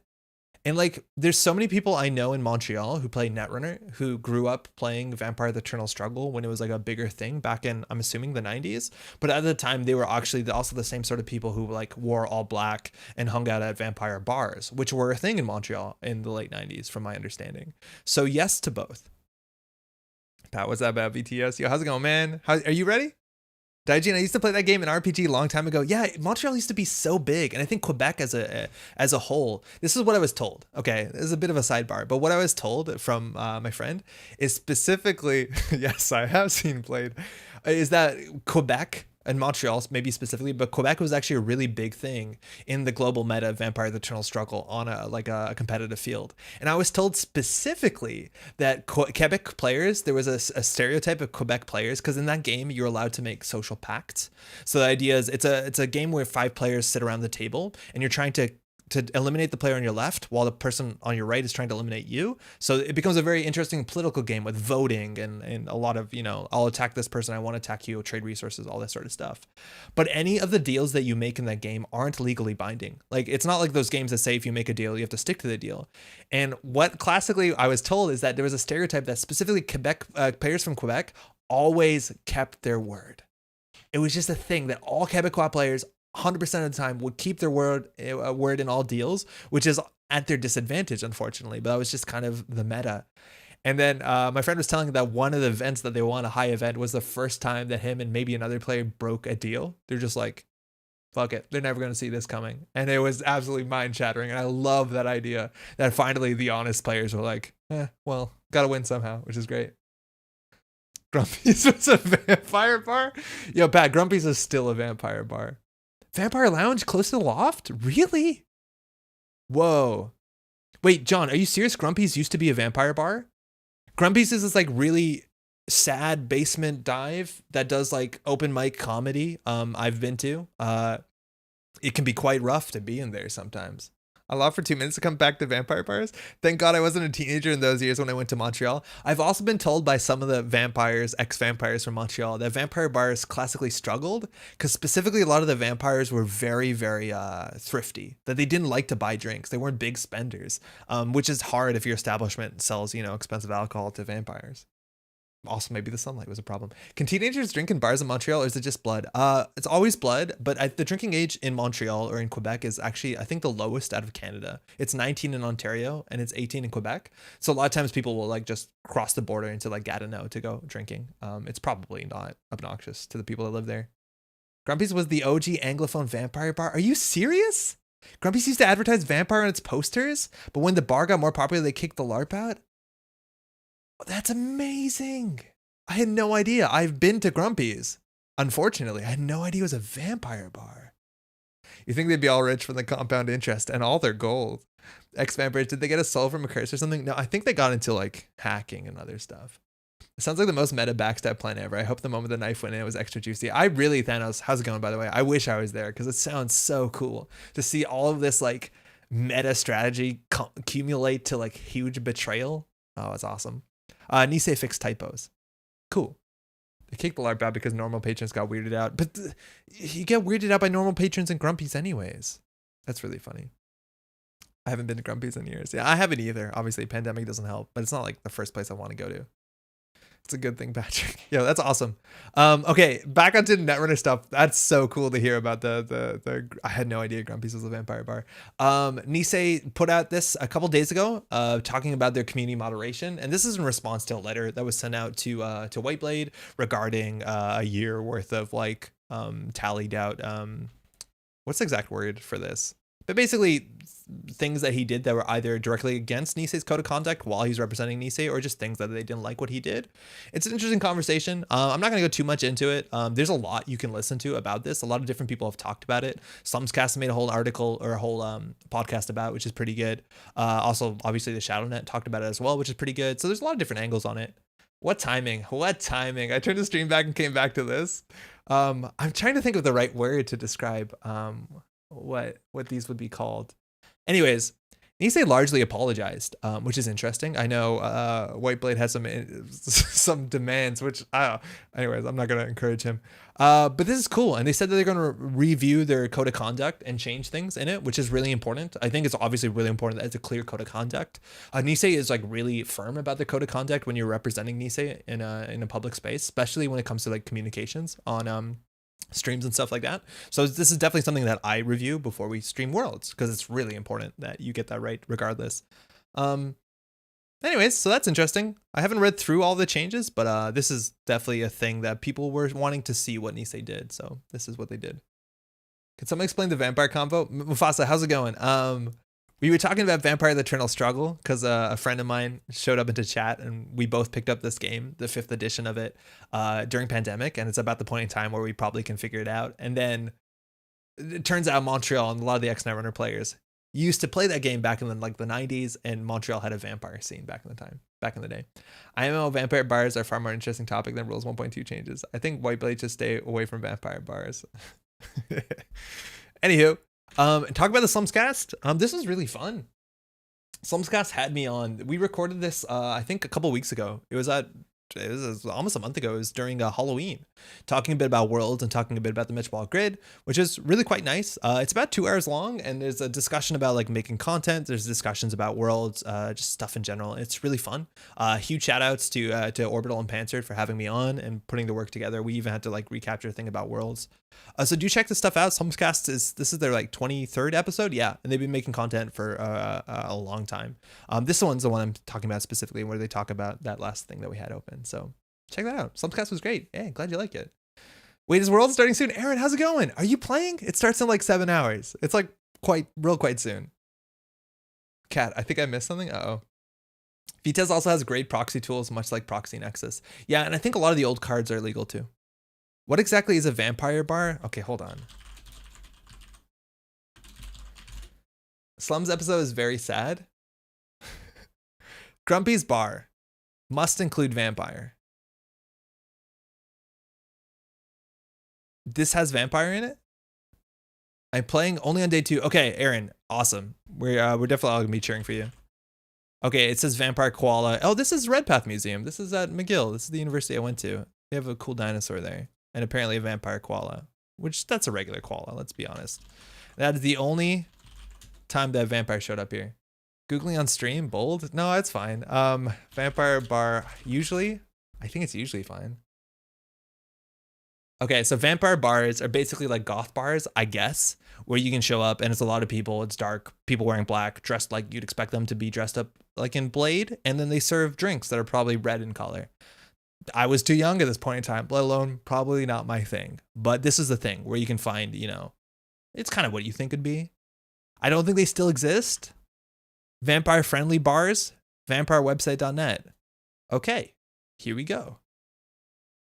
Grumpy's wasn't a vampire bar, it was co-opted by vampire LARPers. John, that's the same thing, isn't it? There's enough. This is exactly what I thought the website would look like. I am so jazzed. Vampire-friendly bars and clubs in Canada. I hope to eventually have a list of every vampire bar and club that exists in Canada. To do that, I will need your help. If the idea of that happening scares you, then click this link to learn about slayers. Are those vampire slayers? Is it a bad idea to say where the vampires are hanging out because the vampire slayers will also now know where you are? This maybe is a bad idea. vampireweb.net/the-truth-about-slayers. This is really exciting. Okay, but hold on. Montreal. We're getting there. This is What We Do in the Shadows territory. What We Do in the Shadows is so good. Season 3 just wrapped, and it just keeps getting better somehow. Mouse should be in red. Yo, Nick Neo, how's it going? Redpath Museum also has a dodo bird? Aaron, I don't know if I've seen the dodo at Redpath, but you're probably right. Is this like Canada version of a Vampire Cafe Japan? Yes, but maybe not. Because I'm assuming a Vampire Cafe is just vampire themed. But this is like, it's full of vampires, right? Like if I go to a cat cafe, I don't think I'm a cat. You know what I mean? Almost every vampire I know is scared of the idea of there being slayers. This is the main reason why most real vampires are scared of coming out in the open. Okay. A lot of real vampires do join the military for many different reasons. Our government does know that they are in there and who they are. Most vampires join the military because of one, if not all, of the following reasons. Naturally better killers. Free easy blood. Okay, I'm done here. That is amazing. That is really, really cool. Okay, great. Essentially, all cards are legal in VTS aside from a small ban list, but if you use the older sets, you can't combine them with newer cards. Okay. Isn't the only vampire slayer in California or something? Is there real? Do I have to be the one defending LARPing and explain it? No, John, I'm not making fun of LARPing. The idea that going into the military for free easy blood is very funny, though. I know, we went a bit too deep. Okay. I did accept an Nisei apology for what it's worth, so I think it's all over. Oh, that's nice. That's good to hear. Cool. Well, good. That's good. That just is unequivocally good. We haven't talked too much about Blade. How's school being on the other hand? Are you quite busy? I think that's all we had for the news. Free easy blood. Oh, that's not how the military works, I don't reckon. What are we doing?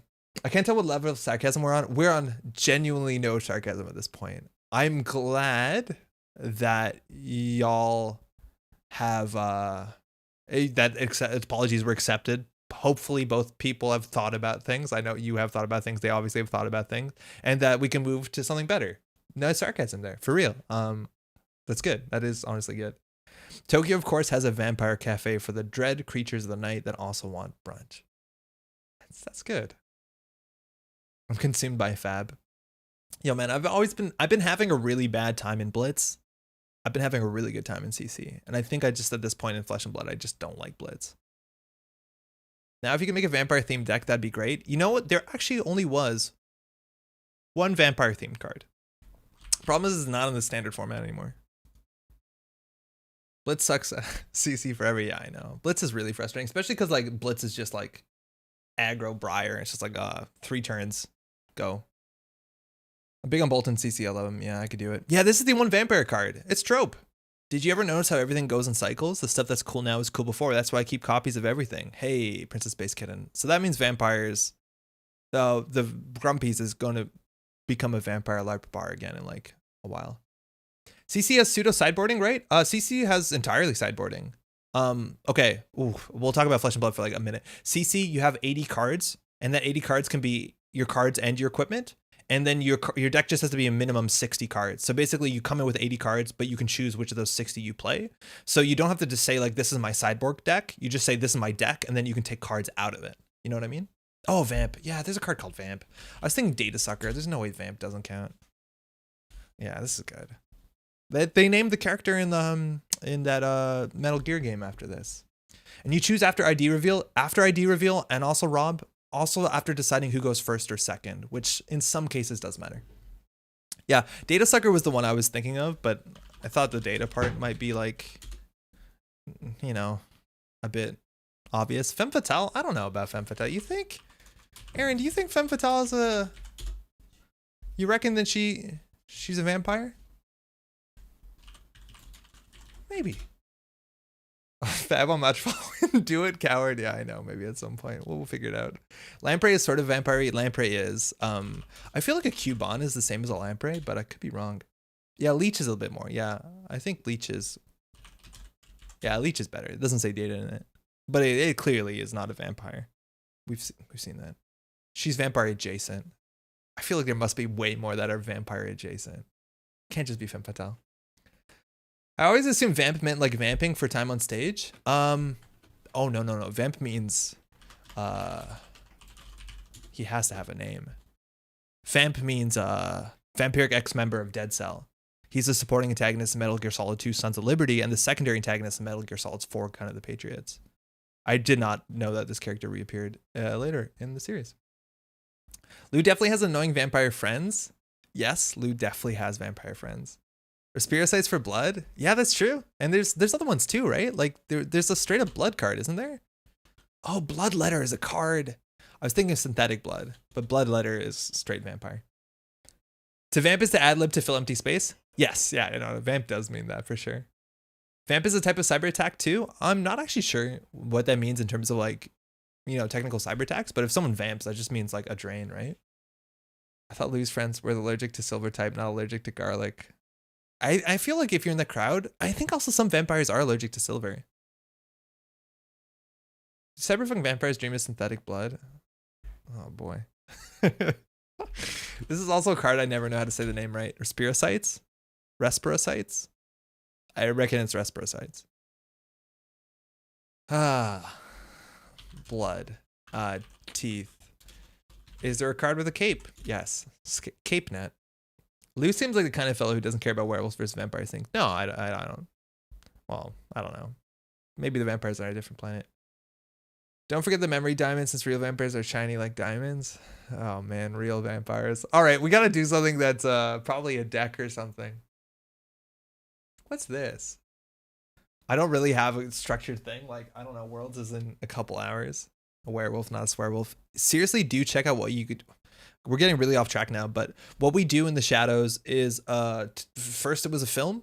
Taika Waititi and Jermaine Clement, I think that's the name, who you might know from a lot of things. Jermaine Clement, you probably know from Flight Concord. Taika Waititi does a lot of directing and acting and stuff you've seen, probably.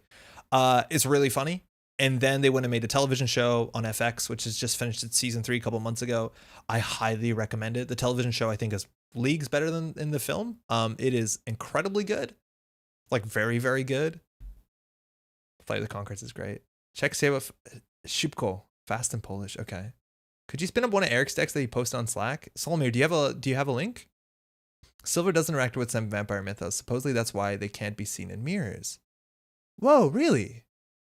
Is the mirrors thing a silver thing? That's cool. Andre, are you Team Edward or Team Jacob?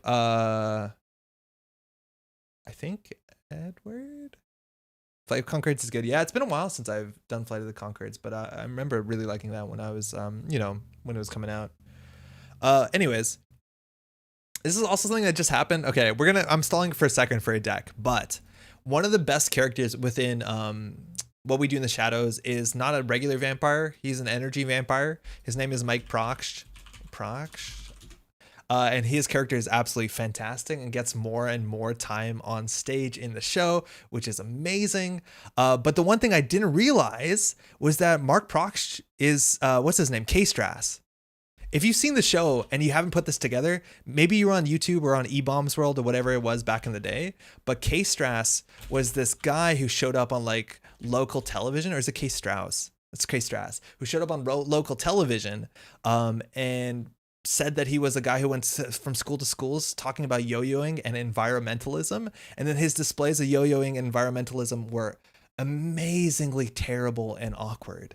And this is Mike back in the day. Apparently he was just between jobs and decided to do this. And it's so funny because this role is like a proto energy vampire where he just goes up here to waste people's time and make people uncomfortable as possible. It is so funny to realize that this is what he was doing when he was younger and he became something else. He does not know how to yo-yo in the slightest bit. What's the other fight guy's name? Brett? Yeah, it's Jermaine Clements and Brett, or Britt. Oh, it's been a while.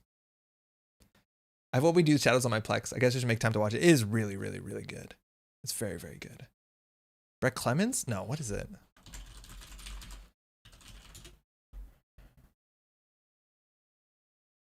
Brett McKenzie. It is McKenzie, yeah.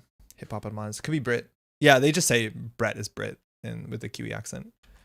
Okay. I should be preparing for Worlds. Andre's team go home? Oh. Have we done Neurospike as Mari yet? There's a list on theprocess.org. No, but that is something I do want to try. Thank you for pushing me in a direction that makes sense.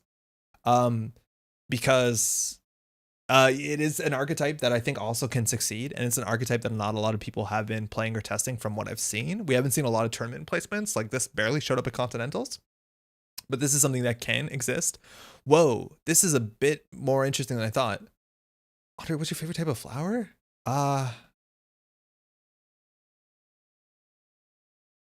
Geez, I don't even know. I don't know. I should know. I'm like really bad at knowing the names of flowers in general. I don't know. Steven, Andre, I used to yo-yo competitively. Aaron, I don't have a good answer for you. I used to yo-yo competitively. How'd that go? That's awesome. How much time did you spend doing the yo-yo? How much of it was also inventing new tricks versus like mastering fundamentals? Flower gang represent. I'm like, I don't know. There's a lot of plants around this apartment that are all succulents. We have very little flowers just because we have a cat and they're generally toxic. Succulents are also very toxic, but you can put them higher up, I guess. Mine is snapdragon flower. Man, I don't know the names of flowers that well. Okay. This is a single Neurospike, but that's all we need because we have consulting visit.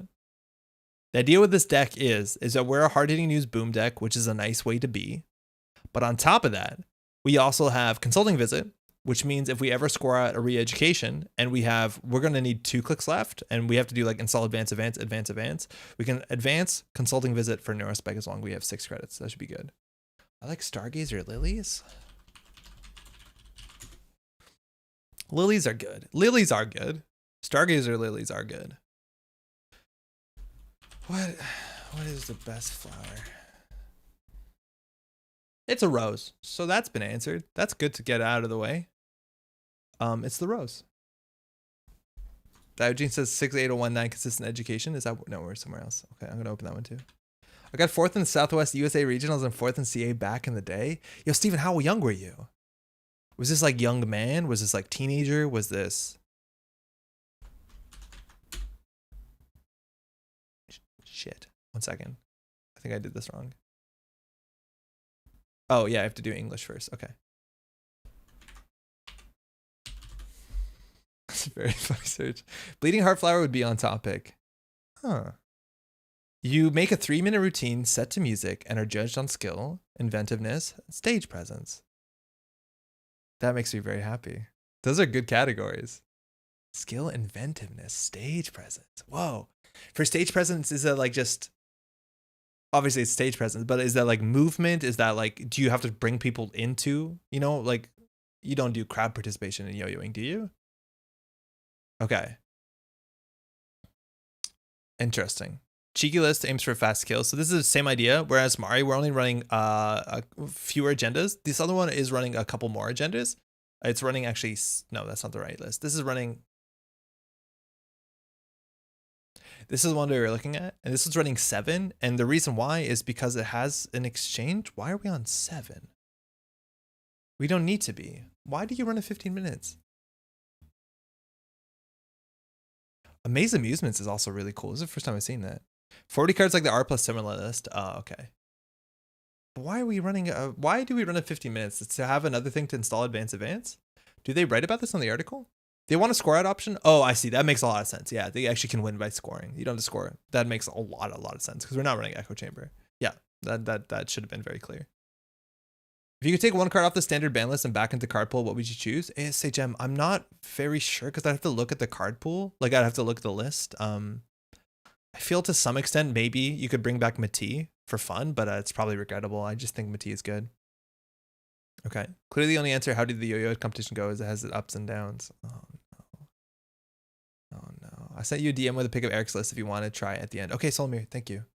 24/7 news cycle. Actually, yeah, Vale. 24/7 news cycle I don't think would be too problematic in the meta and actually does revive some of the like weird HB identities, or sorry, weird Wayland agendas. And I think that's actually quite relevant. Okay, I don't think I can import this because it's not a published list. So I'm going to just get this into Jnet. We're going to start from here. This list is very interesting. And I love seeing some of the cards that you don't see a lot of. Things like Amaze Amusements, which I think can just absolutely get people. Like people are not playing around this card at all. Like a lot of times people will run and think, oh, it's okay. It's just a price deck or something like that. And this is 2 tags, which is obviously a fair bit better.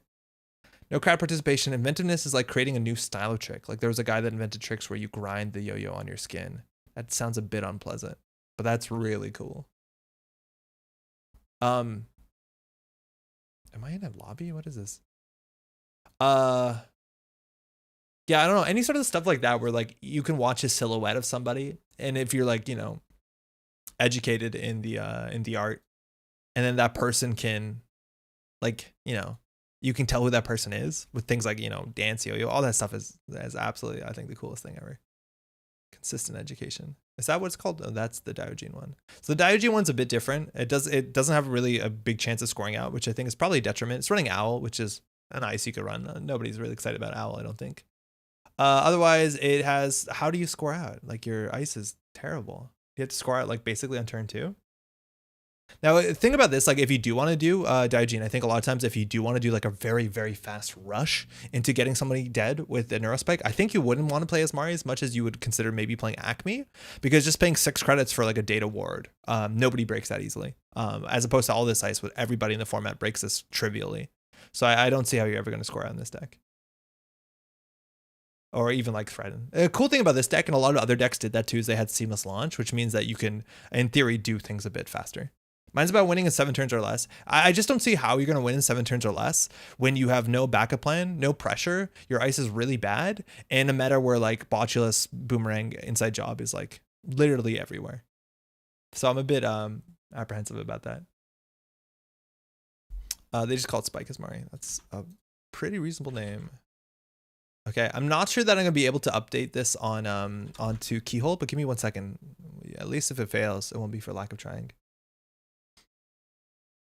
Andre, I hate to post links in your chat, especially not Netrunner related, but here's a video of myself doing my best trick from about 5 years ago. Steven, you won't be able to post links on YouTube. If you want to throw it on Discord, I'll definitely be excited to check it out. The special report, you can get the combo real fast. Oh, that's kind of cool. Special report is cool. Okay, let's give this a shot. Something here seems broken. I'm going to go just refresh. All right. Does anybody, okay, if I was to poll right now, what does everybody think? Not who, but what is going to win Worlds? Like, what would anybody put their money on? Like, I think we have enough people here that we can predict what the meta is going to look like accurately. Like, what does anybody want to call percentages? Because we can talk about it next week. Be like, what do you think? How much percentage of the field do you think is going to be Max? How much percentage of the field do you think is going to be, Zaya? I think 50 minutes over Echo is straight wrong. Huh. Now I promise I'll stop talking. You're never streaming to yo-yo talk? No, it's okay. Why is this like this? Aaron, you're saying 25% max. Standard illegal? Pray tell.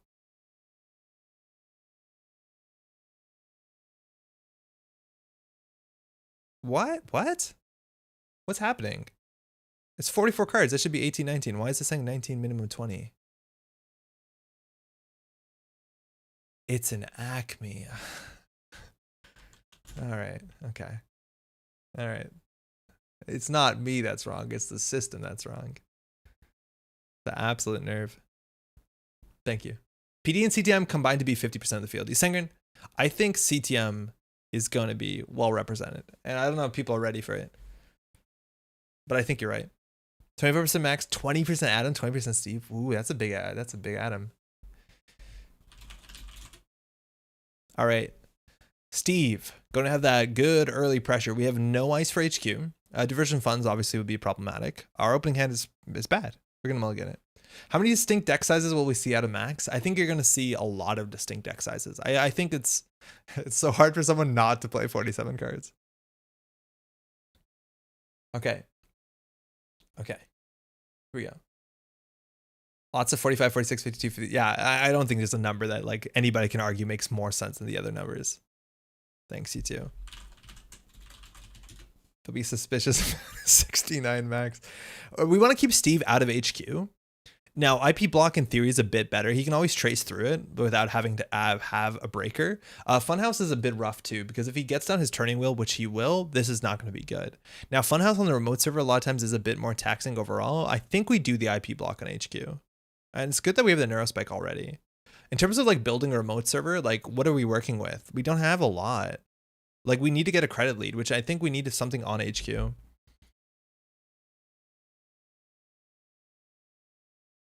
Yeah, I don't know about this. Oh man, this is always good fun. We call resource, we stop Class Act, Earthrise Hotel, Pad Tap. We're gonna call resource. Pad Tap's a problem for this deck.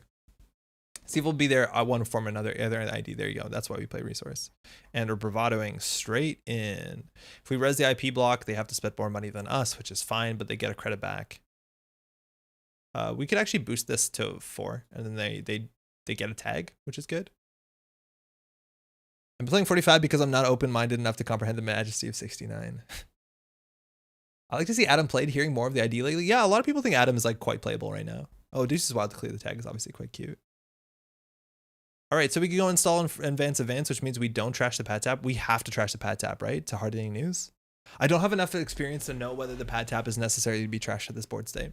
What does everyone think? I need to crowdsource this. Find out this weekend at Worlds. The funny, they get installed pad tap for 1 credit gain. Yeah, we gain a credit, they gain a credit. It's fine. Sanger, I'm convinced that 55-ish is better than 45. I could believe it. Do we trash this? We go down to 5. Then we do install advance, which is amazing. Let's find a funhouse. Maybe we do it. I don't know. They're going to get credit a turn. I don't think we can give them a credit a turn. It's just such a huge loss.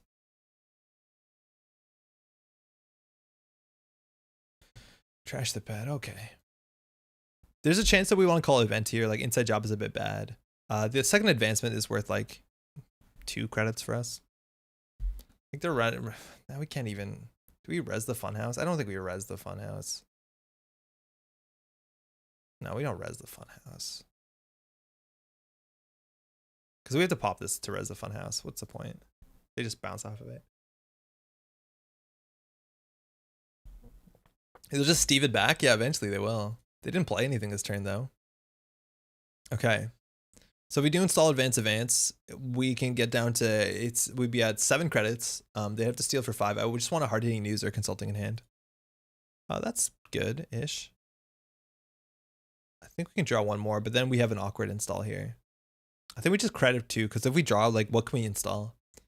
If we're drawing right now, we don't have that much we can put in the remote. Like, we don't have Rashida. A Spin Doctor is playable. Price Tag would be playable, but not that much else. And we don't have that much ice. Like, we're looking at only 11 ice in the list. So I'm going to click for 2 credits. It just doesn't feel fast enough. A lot of times with Asmari, it's only the first time, right? So a lot of times they'll draw, so they have like 3 resources in their hand, and they'll just dump 3. Rizeki's good, but very slow. And they threw out a Miss Bones.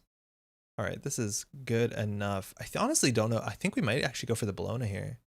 Because we have Economic into Hard Hitting. That's good enough. And the Boom in hand. Here, I think we either call Event or we call Hardware for Boomerang. I'm going to call Event. I don't think you try to score the Bologna. I think we're okay with scoring the Bologna.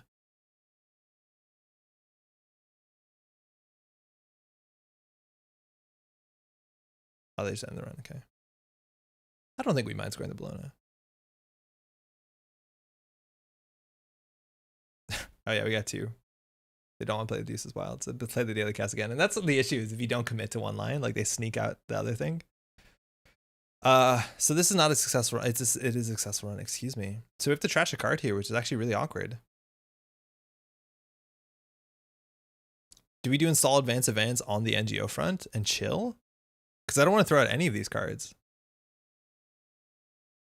This is actually interesting, because if you get 2 agendas on the table, you can threaten out consider letting them and have the blown into hard in news and kill them. I think you actually might have been right, Floofy. You could have been right to just let that go. Because if they stole it, yeah, they're down so much money. I think you're totally right. We probably should have let that go. Because their economy is only going to get better. Okay, well, they ran here. That's huge. Because we can drop them down to like, okay, so, well, no, it's not that good. Because we can drop them down to, if this is a 10, this is the 6, so it'll still be at 8. Sweet top deck. Neat, nice.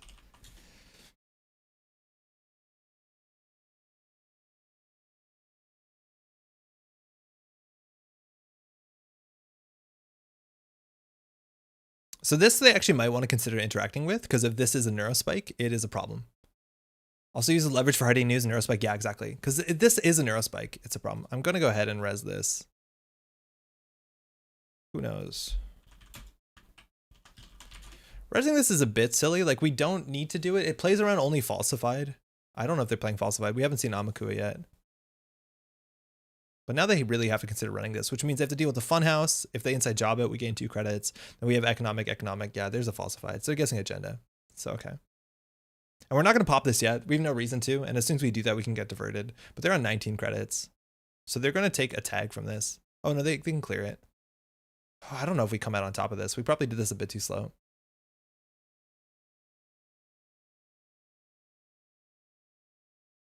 That's still huge. Oh, yeah, they clear the tag with uses. That's good. So now we got them.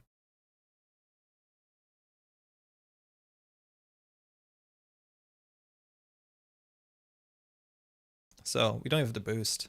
Sick. 4 advance might be overkill. 3 should be enough to force it. Yeah, you're right, actually. 4 might have been a bit too much. Here we want to just call event, I think, because the only way that they get rid of these tags that easily is Deuces Wild. Yeah, there you go. They had the 3rd one. That's unfortunate, because now they actually can clear all the tags. Luckily for us, we can just jam the next thing. It's just we don't have punishment for it. So I don't think this is going great. The Deuces in hand was obviously quite good.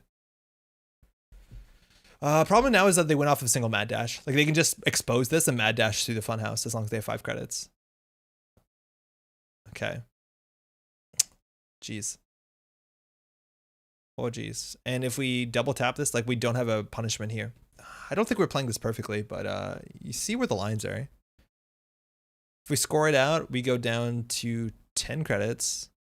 Sorry, no, we go down to 654 plus the 59 credits. Yeah, Deuces was really good there. The floating 1 tag doesn't change that much, though.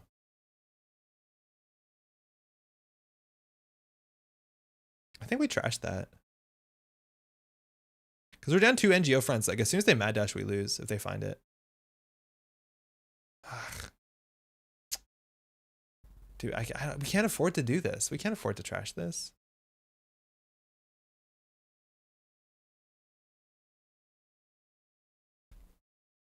Maybe install Turnpike into advance and credit. Yeah. Yeah, maybe we shouldn't have trashed this. But at least they're taking really slow turns here. Threw at 2 Amakuas. So now we can score this out and we'll be on 5 credits. And from there we can set this up. We're still gonna call event, I think. Like there's 2 pad taps out, 1 daily cast. Events are like still sure gambles. The diversion gives us credits here, which is interesting.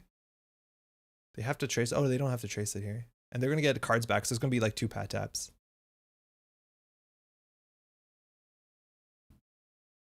So we'll still have some money here because we got 2 when they played this. They're just going to show us 2 pad taps for sure. Unless it's like 2 deuces, actually. 2 deuces is pretty relevant. We just can't afford, like we spent 2 clicks and 6 credits to trash pad taps. That's way too much. Oh, they're doing pad tap. Let's just pretend the pad tap is a Rizeki, right? They know it's a sync BRE, we can't res here. If they steal an agenda, actually that's fine for us because then the mad dash is somewhat offline. All right. Well, now we're gutted. Now we lose. Like we can't do anything from this board state. I'm like surprised that we're doing this as Mari, that we're not doing this in Acme with Data Ward. Like Data Ward is so good. Like we just have to protect 1 agenda. What else do we do here? Like what do we do here? Do we bury our agendas?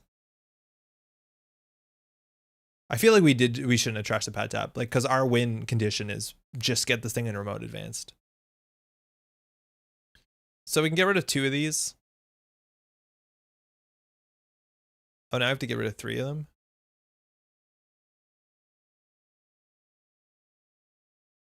Well, we can't res HQ. Yeah, I just don't know how we're gonna get our money up. When Con and Spike re-education, oh, I know that. I just don't think we're ever gonna get it. Like they can deal with our eyes. Let alone for that, we need 5 credits plus 3 credits.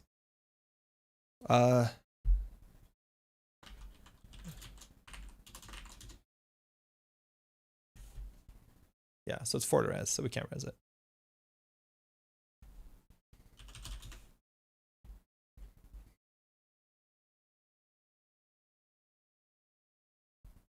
And now like our Asmari ability is like for them, anytime they play an event, first time a turn they get a credit. Like that's amazing. So they don't have 2 clicks left here, so I'm not going to shuffle these back in. Because if they did like run R&D, shuffle Spin Doctor, run R&D, we, you know, if you had more clicks left, we might actually consider preemptively shuffling. 7 credits and 7 clicks, sure. But then I also need 2 full turns. And that's not happening anytime soon. They still have 2 more diversions and we only have an IP block. I think Subliminal would kind of be cute because runners bide their time against HHN. Yeah, no, Vincent, that's actually not the worst idea. This is actually an okay idea. They know we have that into the remote server. But like as soon as we click for even, if we even end here, they're just going to doof us. Right? Like they can just play doof, break IP block. We'll be out 6 credits. Like, we don't have Charisma anyway to undoof. Yeah, you see? And this like, this is the problem. Subliminal World of Taps can be a bit rough. That's actually also a good point. But like we have no game against this. And they're going to have what 4 to 5 of these. Like I think we concede. Am I wrong to think we concede here? I think a lot of people like HQ is too little. It's an invitation for Steve. Oh, 100%. But like, what can we do? Turn pick would have been okay. Probably better than the remote, honestly. But I feel like at this point, like I don't know what our options are. We can't even forward. Actually, we can afford both of them. Yeah. If we're bravado in hand, we can't res or sync BRE. The turning wheel comes down. And they have 1 more bravado, but the problem is now they run HQ. They get a diversion back when they run HQ. Take 3. They might not have the 3rd doof yet. They 100% have it. They'd have to run HQ twice because of Steve. They have it for sure. They just have to go get it.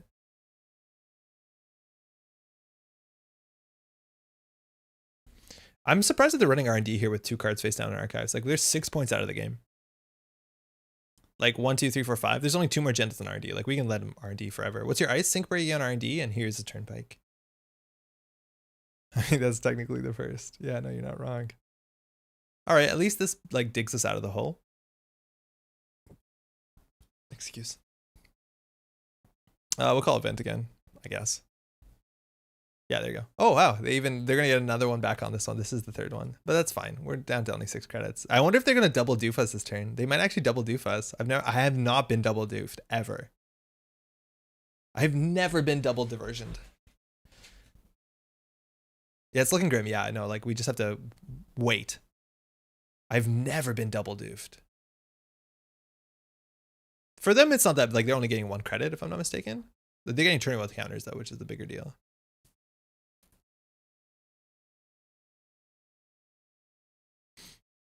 Okay.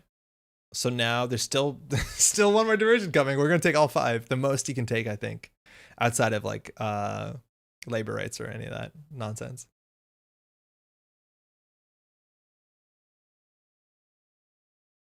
I don't think it was right to hit that button. I'm still gonna do it. I don't know why it's not scrolling. That's not good. That's not scrolling before worlds. That's a hard thing to keep track of. Nope, you can get single axes. It's only 2 agendas in here. It's really hard to win off R&D. I wonder if we have to respect a Paul up, because if they Paul up, they win. If they like run HQ, instant Paul up, spin doctor, we lose. But I'm not going to respect it. We just can't. It's the best thing we got going for us as archives. All right, they gave us 2 credits. That's good.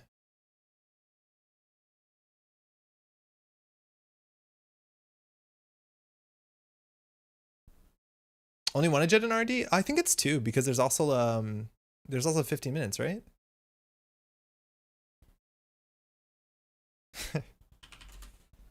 Here's a fun list that's super fast, inspired by data fork, like a fast spike list. Because it's 3, 6, 1, 2, 3, 4, 5. No, I think it's 2, Aaron. I think it's the last re-education and then 15.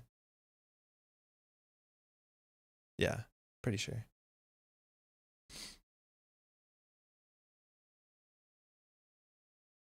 All right, we got 2 credits off that. They get a credit. They're going HQ. They actually can flush stuff here. The boom is the only trashable. Oh, it's SSO spike. Yeah, I think SSO spike I kind of believe in. Maybe even a bit more. Because people are not playing Imp anymore. Not that that matters in that deck that much, but... All right, they hit a Neurospike. No surprises here. Draw a card. Onicom's good. They have 18 cards left. Action.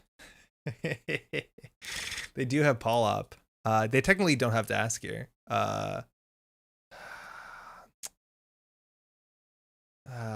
Just asking is good enough. Yeah, I guess so. Yeah, in theory, you just wait long enough and you go. Asking for an action honestly just trashes the spin doctor on its own, which on its own is worth understanding.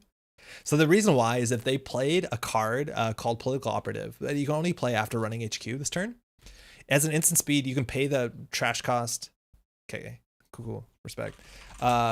You can basically pay the res cost of a resed asset or upgrade. I think it's just an asset to trash it. On its own, asking for an action is a fun mind game. Yeah, exactly, Parallel. Like, you should just ask for an action, even if you don't have the Paul up, unless you want them to forget about that interaction later on in the game. Because they just basically, by saying action in the chat bar after running HQ, they popped a Spin Doctor, which is really cool. There it is. So this is the one. Pay the trash cost of a res card, trash that card. Now, that's really strong. If you like asking cards in hand when your corp is started every turn, that's what I do. What did they give? We gave them a diversion back or something? They have a diversion back, right? Yeah, they have a diversion back. Sick. Okay, well, things are looking better. They don't have a sentry breaker. This thing is actually kind of annoying. This is 3 credits. I'd rather put this on HQ, and then we'll just click for 2. Thing is, like, we'll keep this offshored. Gwen, how's it going? Then we know the diversion. We'll just do that. Rip Sapper. No, Paul up trashes any res card without trash cost. Okay, so it doesn't care about asset upgrade. It's just res card. Sick. It's upgrades as well, thank God. Need for Anoetic. Yeah, Anoetic is good because they have to res it before it actually matters. Now they just need to figure out how to close the game on turning wheel. Now there's actually 4 agendas in R&D. Oh, we'll just res and pop this. All right, we're at 16. We can do it. They can technically plop the NGO on their turn, yes. No. Floofy, because if we're going to res it, basically, you're right that if it is their turn, they have priority, but they have priority to do all their paid abilities and then passes priority. So once we have priority and we're doing our paid abilities, at that point in time, we can do as many paid abilities before passing priority back to them. So that means we could res NGO and pop NGO before saying, you can go. They can't interrupt us unless they have an interrupt. No, you can res and pop before the runner gets an opening, yes. Yeah. regardless whose turn it is, you got to do all your paid abilities before returning priority. But you're right, you don't technically have priority on their turn. If we do triple advance, we can technically threaten them. They're gonna have to go through this and take 3 tags. I just feel like they can do it. Also, this has to be rezzed. Yeah, so they're not gonna take the Maze Amusements tag. Yeah, this is like not good, but I don't think we have much better. Do we need double consulting? No, I don't think so. If you res NGO, they can install Polyp and kill NGO before you pop. But if you res NGO and get a pop before, exactly, yes. Oh yeah, you see, this is the high 100%. This is how we lose the game. I don't see how you can play a 2 3-pointer deck in this meta. That's all you have to do is run into Mad Dash and lose. Like we have no time to score anything out unless it's a trap. How much Netrunner do you play outside of Thursday? Scrub, very little, honestly, right now. We don't have like local events really going on right now. It's a bit difficult. Actually, my partner and I was just given an original core set recently. And so that we've been playing a bit, but very little, honestly, unfortunately. Good, print all the Nisa cards today to try start a small startup scene here in Cardiff. Super excited, going to get sleeves tomorrow. What color sleeves should Corp and Runner be? Whatever tickles you most. Classically, Corp is blue, right? And Runner is red.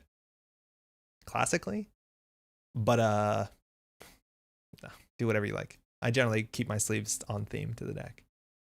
Black white also seems good, Pendragon. I would actually watch out. You want to get darker colors if you can. I would not advise doing white, just because if you do have original Netrunner cards and some of the Nisa cards, sometimes you can see the difference in the card backs through. So darker colors generally do work better. Hey, GG. We had no chance. I think we did misplay a bit of our positioning, but like once you get past the mid game, this deck doesn't really have much going on, I don't think. I like to color coordinate my sleeves to the factions I'm playing. Yeah, Aaron, I'd totally do that. I have really nice teals for Wayland. Hey, thanks, you too, man.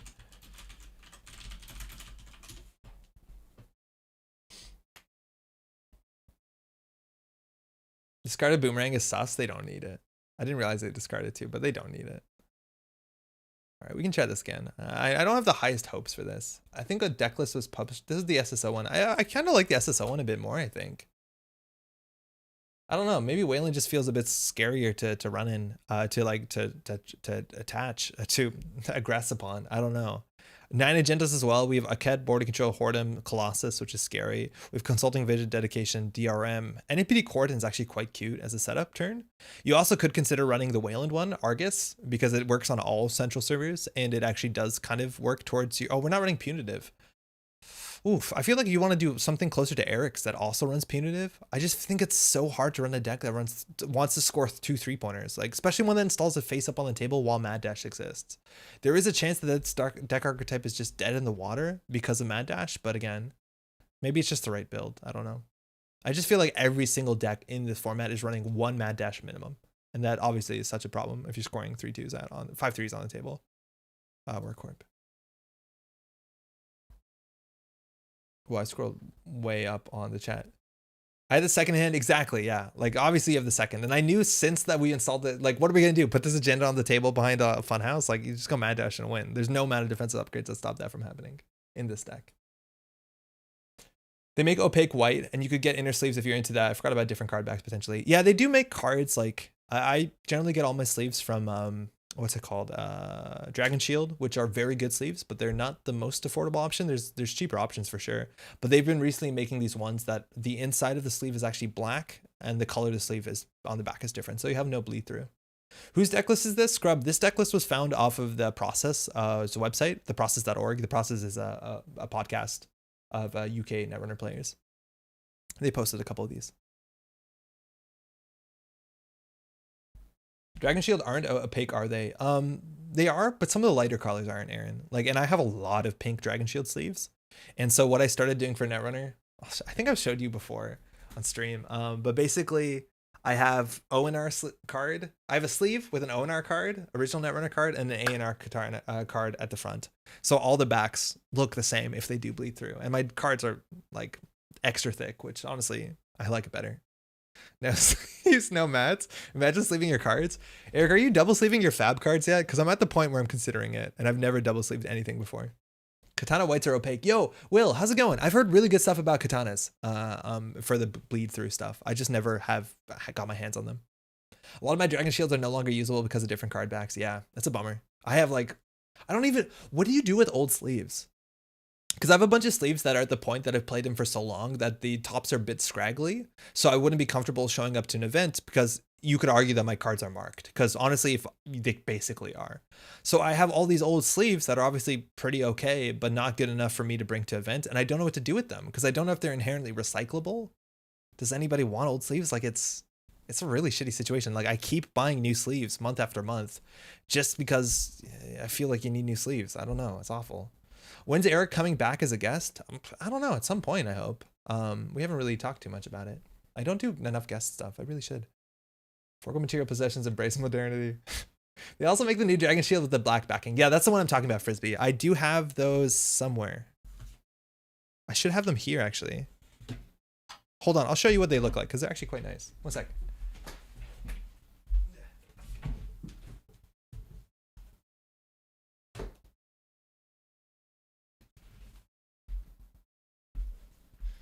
Yo, this is Flesh and Blood talking, but I bought this box recently, and it's nice. It's a GameGenic box, and GameGenic does really nice stuff, but it's a box, and it has like drawers and compartments, but also holds like all these things with dividers. 9 out of 10. Highly recommend. It is not as cheap as you'd want it to be, unfortunately, but the sleeves I'm talking about are in here, I think. Yeah, these. No, that's not him. That's not it. Honestly, I don't know where they are. What deck did I sleeve up? Seriously? I have no idea. I thought they'd be right here. Oh, I'm so organized. I don't know. I'll be able to find them. Basically on the back they look, oh, I found one. It was right here the whole time. So it's this sort of like pink color, but the inside of the sleeve is black, right? So if you sleeve it up, because it's black, it definitely doesn't bleed through, but you still get your nice color sleeve. There you go. Figured it out. You're going to need sleeves when you're full proxy decks. I've been sleeving in katanas, but they don't have the color range of DS. Dragon Shield has really good color ranges. And Dragon Shield also now, you can print your own design on the back. On mats too. Most GameGenic colors are fully opaque. I can take pics if anyone's interested. Lockstick, are you talking about GameGenic sleeves? Because I don't think I've tried GameGenic sleeves. But their boxes are good. Got my MTG double sleeved with hard inners. Playing without sleeves is unthinkable to me. I'm getting there. Don't double sleeve fab stuff. Why not? You don't, excuse me. You sleeve up casual decks? Yeah, I always sleeve up. Make a dress out of them? It's not gonna be comfortable. Hey. Thanks, C2. All right, we have Max on, what is it, 83? Use the sleeves for not Netrunner board games or send them to me. Yeah, so it's also hard for not Netrunner board games because technically they're marked, right? For a lot of times for non-board games that I sleeve up, like Arkham, I'll use like clear plastic penny sleeves or whatever. Yeah, Andre, I'm allowed to be on the show again. You know, you're always allowed, Eric. Always a pleasure. That's a nice storage solution. It is quite nice. Paid advertisement coming, I know. Looks soft and suede like probably felt microfiber. They all make up their own names for what they call these things. I'm going to keep this hand. But it is something like that. It's a really nice material. This one, I have another smaller box that scratches way less than the other brand I have. I like GameGenic a fair bit. Persona non grata, my favorite Persona game. Can't say except apology and keep milking the drum, Eric. Hey, I also have 2 dungeons. Yeah, I got my 2nd dungeon recently. They're all blue, which I wish they came in other colors, but they technically do, but not locally. GameGenic sleeves. I love the shuffle field. 83, I love to see it. I was going to hop in with the Fat Max if no one else showed up. I appreciate it, Floofy. So it's hard to play around these decks because you don't know what they have, right? Like you can't tell what they're going to have on turn 1. We don't really want to push out anything. I'm going to Ice HQ, that's for sure. Just so that we don't get like ruined by something as simple as and I think I'll just click for credit. We could have drawn there, honestly. But I just don't want to be ruined by, is it event or resource here? I feel like event is a bit more likely. I don't want to be ruined by a wanton. Mashiko for Worlds?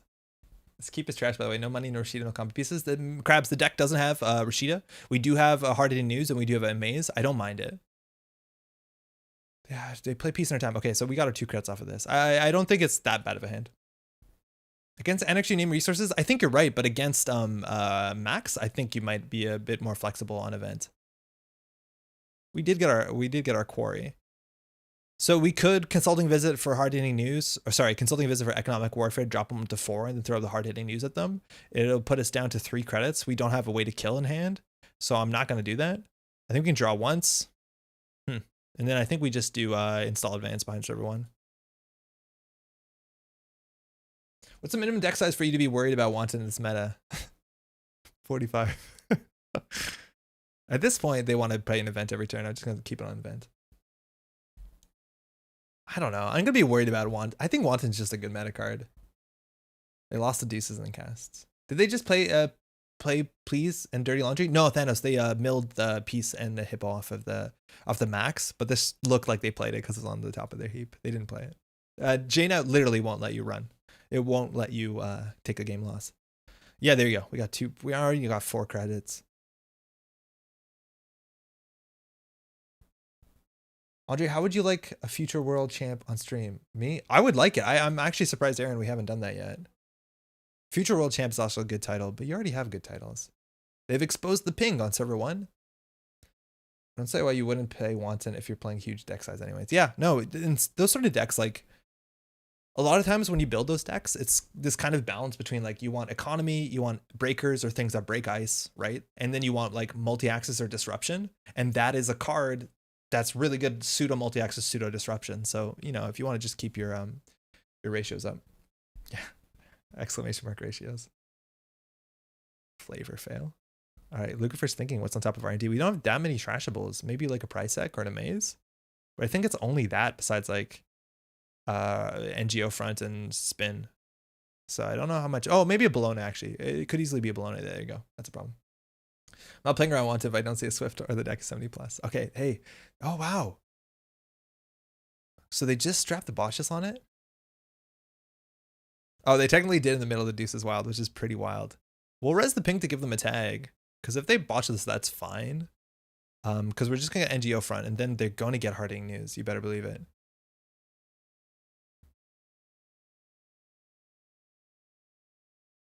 Okay. All right, so that's an easy Harding News, and we have consulting for boom. So this actually might be a pretty short game. Just make sure you don't do that first click. That would be not good. Putting this on R&D is a bit iffy. They can't clear all the tags, so we just don't want to lose. The Funhouse really doesn't change that much on R&D. It could look like a piece of ice. It could change what they do.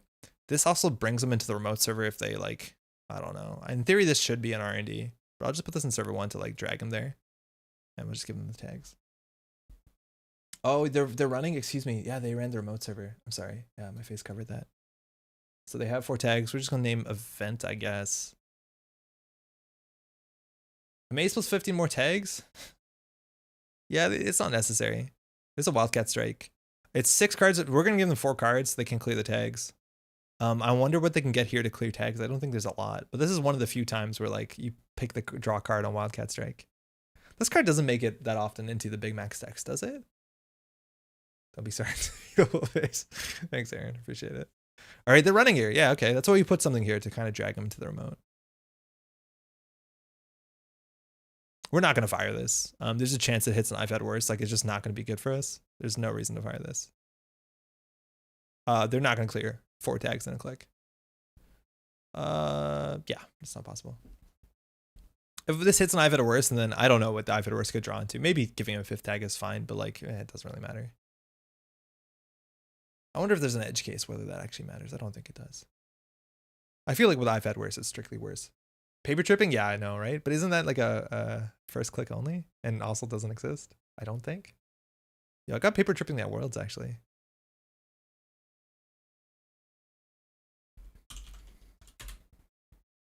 Pristic Lady's very vampy? Yeah, I guess so. She looks to be out in the day, though. That's a problem.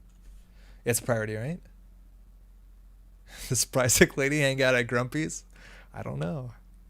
All right, let's roll it back. What time is it? Oh, it's only 11. We got so much time to Netrunner. And then you can sleep for 5 hours and then play Worlds. Let's go. Actually, Yarogniv Mercs would save them? Oh, if we give them another... No, because we just click to trash the Yarogniv Mercs, right? Oh, because we have to trash the other resource first? Yeah, you're right. Yarogniv gives them another damage, so... Yeah, okay. All right. Pristic Lady is a Kiko? That's the first I've heard of that. You think it's a Kiko?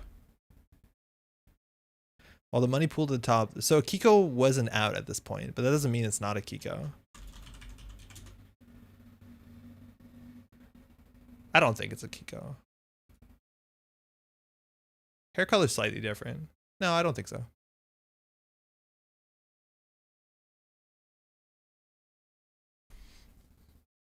Yeah, I think it's just a person. Isn't a Kiko a clone? A Kiko is a clone, but a Kiko is the first clone. So how the Nisei clones work is that the first letter of their name tells you where the line is. So she is the A clone. There's a chance that there is only one Akiko, right? Because it didn't work out for them. So that means, I don't know if we know the B clone, but Caprice is the C clone. Do we know the B clone? But I'm not sure if that means that there actually are multiple Akikos, the same way there are multiple Kentenmas. Face blocking both the cards you're showing us? Good. I'll just... we won't run into that problem again. Now it's going to be blocking the chat log. I need to have my preview monitor closer to my face. I actually need my screen to be the preview monitor, I think.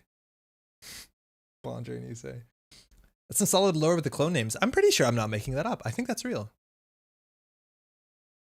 I just couldn't point you in the right direction to double check that or to get confirmation. But I'm pretty sure that the first letter of the name is a suggestion of when the clone came in. Andre is the OG Andre. Yes, I think there is. So I was really pleased with the idea that I'm the only person, I technically am the only person in the world with my name. The way that I spell my name is technically distinct from my legal name, which is different by one letter. But turns out my actual name that I go by is not unique. And I've been getting emails for that person. Which I think I need to respond to some of them because I think they run like an automotive insurance agency in Slovenia. And so I've got like a request for like time off. And I probably should respond to that because I think the person might not know that their time off request did not go through the person they want. It's super awkward. Yeah, I don't know what to say. Like I say like, excuse me, sorry. Oh, you don't like Ed Murray? Interesting. Did you approve it? I should approve it. But the problem is as soon as I approve it, things are going to get suspect because my Slovenian is not like that good. Like it'll be obvious it's a bit off. But maybe I'm hoping this person just maybe emails bad. Easily reply approved. You've got it. Correct. Never played TBH, just barely banned. Oh, cool. This will be fun then. There was another Aaron Solovsky in California who killed someone in a hit and run. So it's really suspicious that I moved to run and changed my name. Are you serious? Have you, Aaron, did you legally change your name to the other spelling of Aaron? And if you did, how much of a nightmare was that? Once was a response for a job he applied for. Excuse me. Oh no. There were cards with Cabinessa stuff before she was released, right? So what do you mean exactly? I think I missed something. Opening hand. So it's Lou. It's Lou. We have a Turnpike, a Bologna, and Hardini. We'll keep this. This technically represents our whole line of threats. The unfortunate thing about the Maze Amusements into Bologna is that because Bologna is not, it has an additional cost to steal it, they actually can choose not to steal it and never have to deal with the Maze Amusements. We have Government Subsidy in this deck. Okay. So, how do we open this? Am I worried about HQ pressure? I'm pretty worried about an imp, honestly. If they just drop an imp and start smashing our pieces, we're going to be in a bad spot. So we have to worry about that. I think we might just do credit, put this on HQ. Not very flashy, but our credit lead does matter. Otherwise, if we install this in a remote server, it's also very weak to imp. So I'm just going to do this. My phone number got mixed up with someone else's entirely. Have since gotten collection calls and served warrants. Yo, Hunter, that's not good. Obviously. You do need to make sure though, because from my understanding, there's so many people that actually have bad debt and issues because their names are incorrectly associated with the wrong thing. I don't know if just having the wrong phone number is going to be that big of an issue. We applied resources on this one and I think we're not going to get it. But do look into that if you can, because I think it might actually be bad. I'm still baffled by the fact that this has no Rashida. Am I missing something? I don't know. Yeah, I'm a bit confused too. It's been doctored down. I always figured the mug and record reconstructed was Cabo reference, but I made that up. No, I think you're not wrong. It is the same civet from Cabinessa. Yep, legally changed. It's a lot of work updating all the places that have my name. Some of them make it really difficult, which is weird because I owe them money and I could just skip town and they wouldn't be able to find me. Yeah, when you go out of your way to be like, please collect me from me somewhere else, and they're like, nah, I'm not gonna do it. That is kind of funny, unfortunately. All right, they didn't play a resource. We're just gonna hold a resource for a while. So we could do credit. I'm thinking I'm gonna put this on the table with the re-education. If they steal it, they have to deal with this and the tags. I feel like that's fine. I feel like that's okay, right? Like if they take 2 tags now, it's very unlikely for them not to be hardening used. But then they can pop this, right? A maze Bologna credit. I don't like a maze Bologna credit because they can run this, deal with the maze, and not steal the Bologna. Yeah, okay, fine. I'm not a big fan of this just because they can choose not to deal with that. I'm going to keep calling resource, I guess. Smoke was referenced a lot before she got her card. Yeah, a lot of the lore also, like people's names show up in flavor text of cards way long before they came out.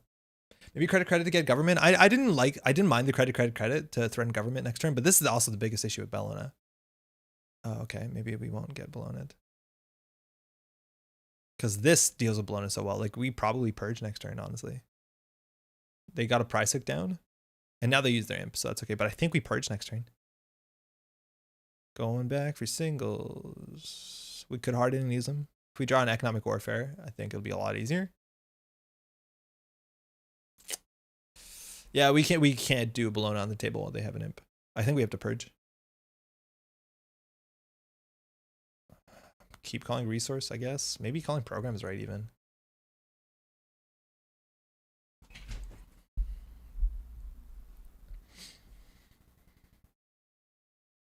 All right.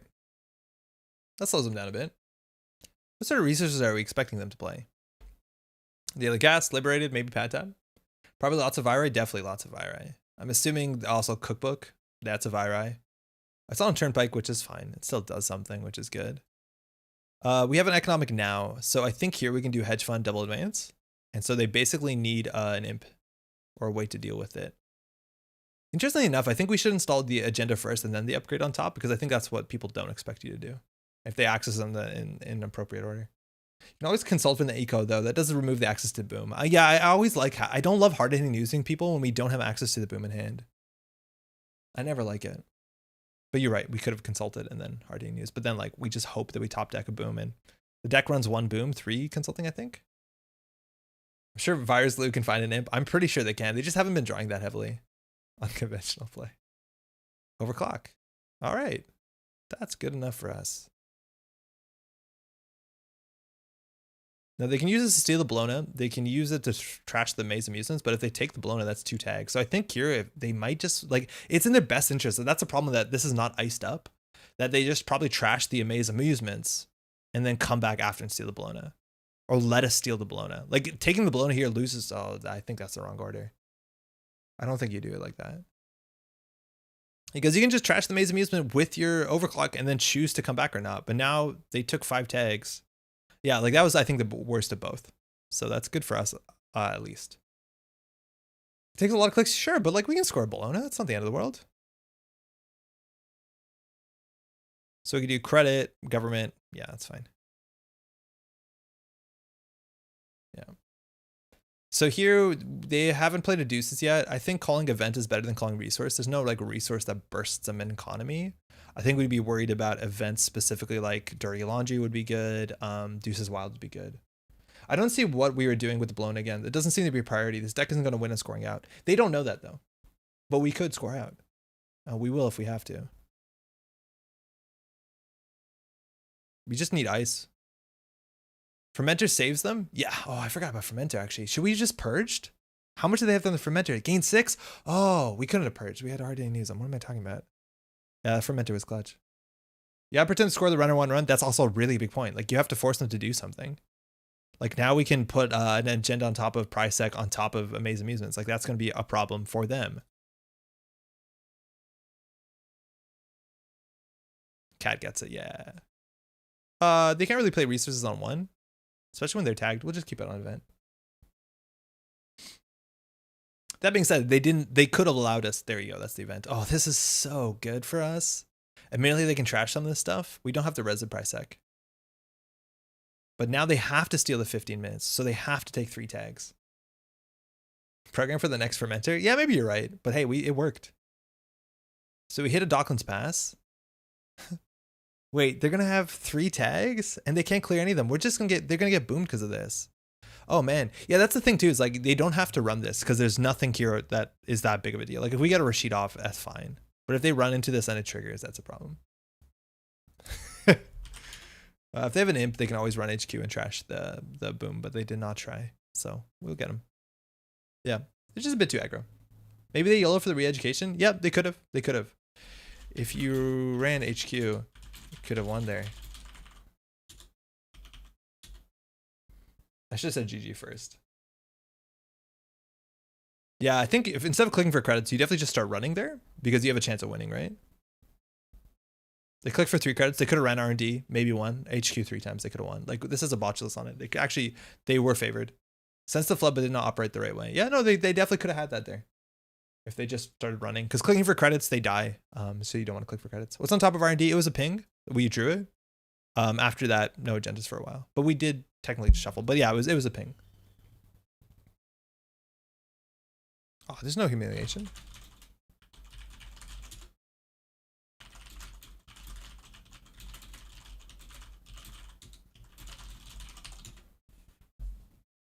Yeah, I don't think humiliated is the right term at all.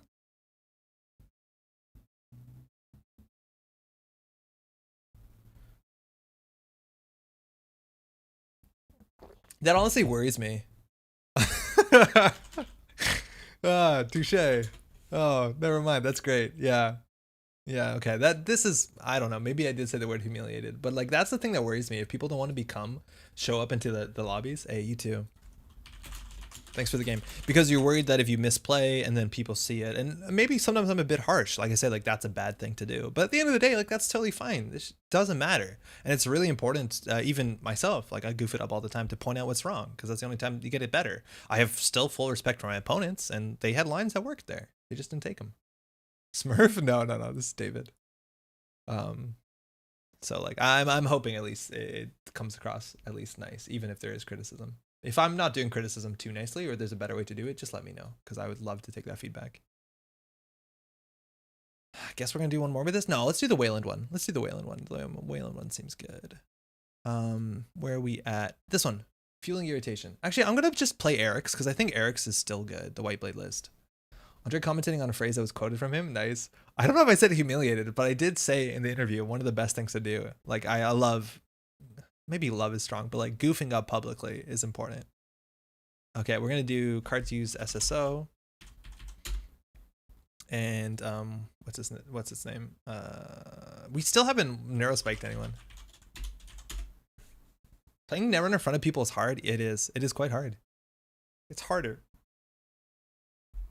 I think actually we have this list already. Let me just check. I wouldn't be surprised if we have this list. Yeah, there we go. Okay. Undefeated Lazy Worm. Oh, it's actually now standard illegal? Oh, mass comms. Yes. I think the mass comms. Okay, so we don't have free infinite money. So what do we do for this? We have... What did you do for this? Corden? SSO to Mad Dash meta, Brave? I know. And I'm not a big fan of it. And you saw all the decks that we didn't win immediately. It was a problem. Regolith feels a bit too slow. But Regolith is not the worst. Rashida? This deck must already have Rashida. It doesn't have Rashida. Yeah, I'll do Rashida. Government subsidy? Yeah, we're a punitive list, actually. Having government subsidy might be relevant. I'm just worried that like we're going to be very credit poor to that point. Because we don't have NGO or anything. Maybe we just do NGO, but... Oh, this one's also only running 7 agendas. I think the version that you ran has 9. It doesn't change that much. Like Global Food Initiative, actually it changes a bit. I kind of like the agenda suite on this. 3 too big to fail. Oh, that's interesting, actually. I don't know if we want to play 3. You can't bluff an NGO as the city works, that's for sure. All right, I'm tagging out for the night. Lovely stream. Yo, Aaron, best of luck at Worlds, huh? We're all rooting for you. I think it doesn't need more DRM. 2 spikes is probably fine. Oh, yeah, it has 3 DRM and 3 Neurospikes with Malapert. Yeah, maybe you're right. That's not necessary. But this list is different. Actually, you need a double Neurospike on this one, right?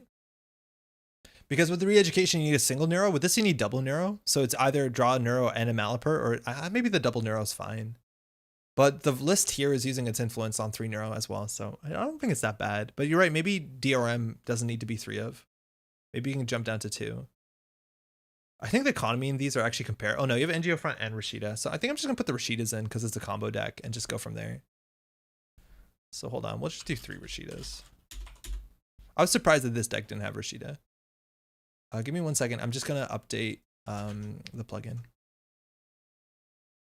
DRM is more important than Neuro in this list? Yes, especially if the games are fast.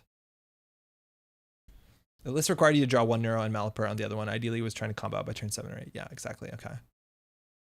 The thing is, like, you could afford to do really ridiculous lines with mass comms, and you don't have that that luxury anymore.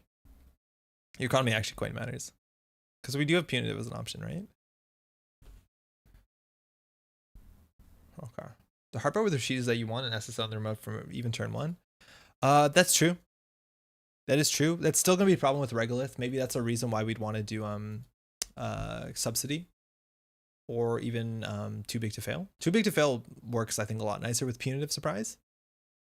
There's not a real surprise when it comes to subsidy. So I think you're right. Maybe Rashida is awkward, but hopefully, like, Rashida sets us up for the early game. We'll see. I don't know if anyone's gonna play SSO at Worlds.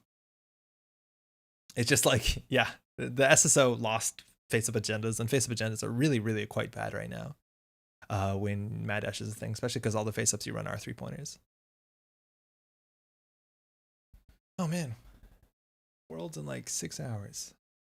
I will be asleep for the beginning of that. But I'll wake up nice and early. 83% completion rate. That's not a good completion rate. All right, Reina.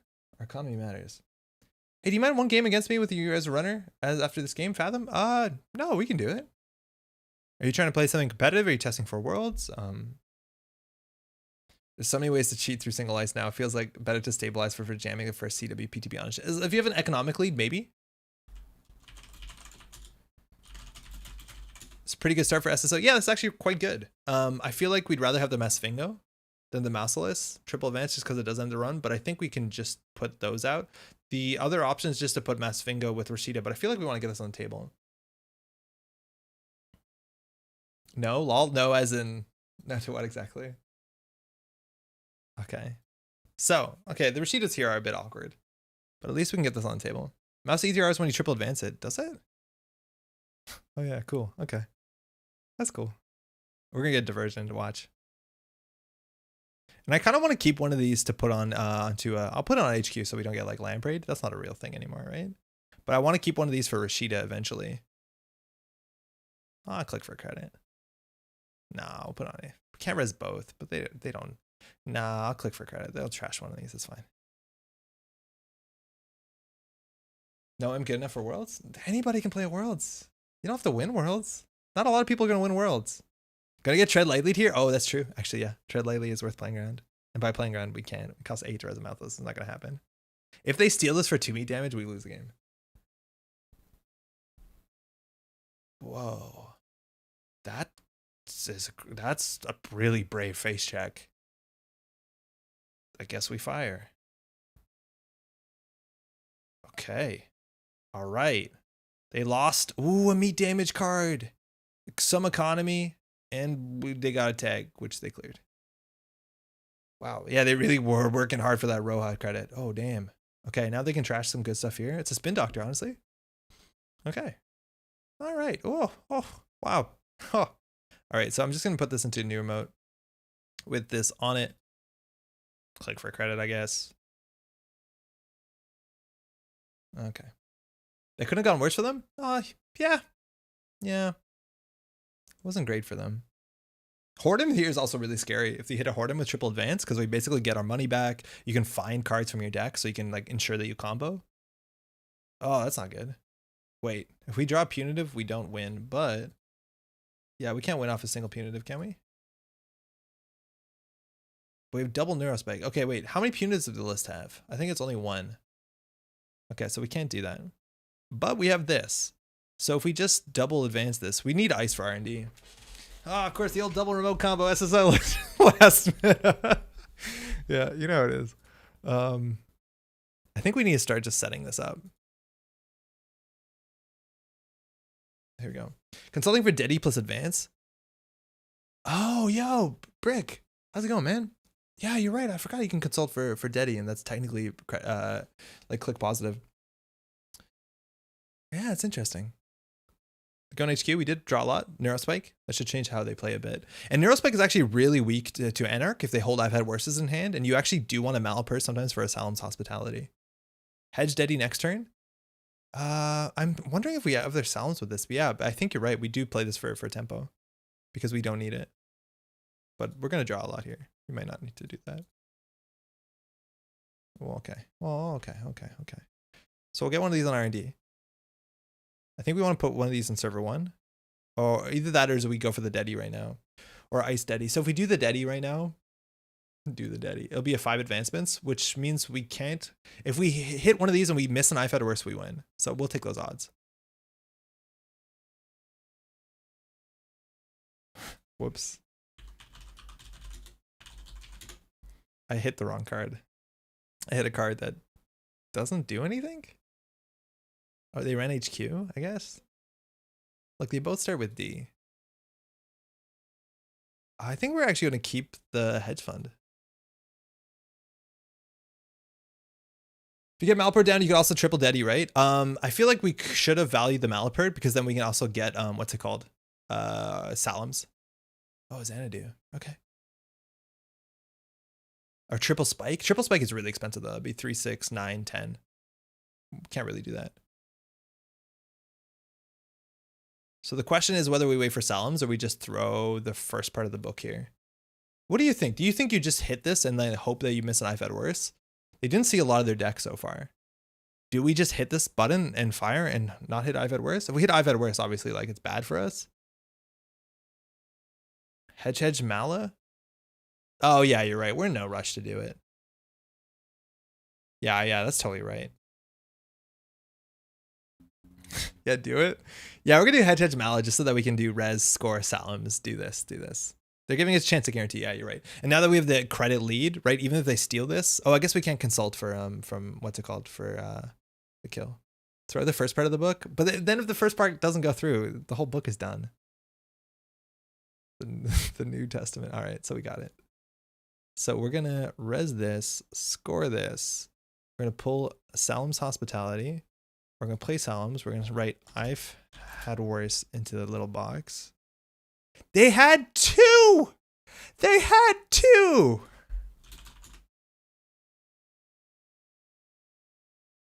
I'm so glad we didn't do it.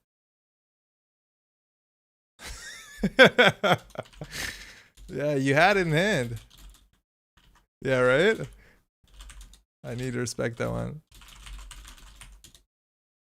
That's the right thing. Oh man, that is so cool. They had it in hand. They had 2. They've been keeping him, and they're just like, fine, do it. And there was a small chance that if we hit 3 and we miss every single I've had worse, it would have gone through. Hey, thanks for the game. That was actually really great. Oh, that's really funny. I'm glad we didn't throw it. We looked so silly, and then we have to figure out how to win the game. Triple Deddy wasn't enough. Yeah, we had to get the Malapert through. Oh, that's great. That's really good. Or triple spike. Yeah, triple spike. I'm like really surprised that they face checked into the triple advanced ice, but that's because I'm a coward. Because like sometimes it's not that bad. I've always been a proponent saying the triple advanced ice is like way too scary to face check on SSO, and SSO was upsetting to me. But like if you hit a Hordem, bad. Mouseless, quite bad. I think less bad than Hordem. If you hit the barriers, whatever. Akad, fine. Mesfingo, fine. Colossus doesn't do anything. Oh, mind the game now. Yeah. We said we'd do that, Fathom. Do you want to host? And then I can join. I'll just do a runner deck I have. Yeah, excuse me. Sorry, I got carried away. That happens when you sell them I've had races.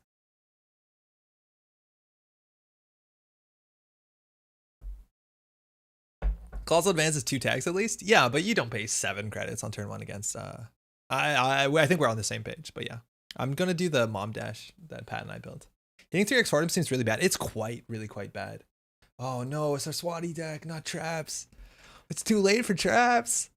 We have Jack, we have Dreamnet, we have Career Fair Roseki. This hand is actually quite good. And ideally, this deck will see the top card of R&D once we're set up.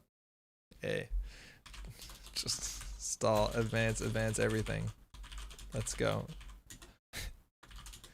Best of luck. Have fun. So decks like this, like, it could be anything. This is Saraswati that basically lets them install in advance for a click, which is a problem because could be a trap. Big Max. The one time I tried 3 advanced Hordem, I was baffled that I got to tutor more than one card. Yeah, it's weird. The text on that card is like, that's, I think, one of the triple advanced you see fire the least often because it's only triple advanced just to deny Amakua. I've had worse, only triggers on net or meat damage. Cool game. Yeah, it's only specifically net or meat damage, not brain damage, not discard from hand. That's not damage. Oh, Fathom is not drawing last click. Okay, wait. Yeah. Okay, cool. So they put something in their mode, they didn't advance it. I don't think we care. We're Sunny, we're just gonna set up. So we're gonna Career Fair this down. Now we're gonna make a run. Run HQ, get a bit of information. Then we'll play these two next for the next. It's a Lotus Field. You don't see this a lot. If they pay 5 credits to end the run, we're pretty happy with that. And we're just gonna set up because we get a free run every turn, which is a card and a credit now, which is immense. And it really forces them to ice up everything. Rashida is a good start for them for sure.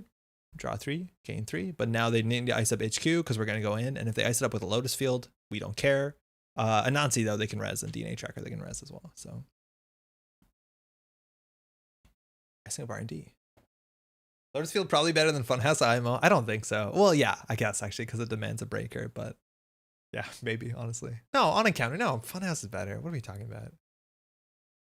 Are they leaving HQ open? They haven't used their ability yet. Sounds effectively did 8 damage. Yeah, I guess you could say.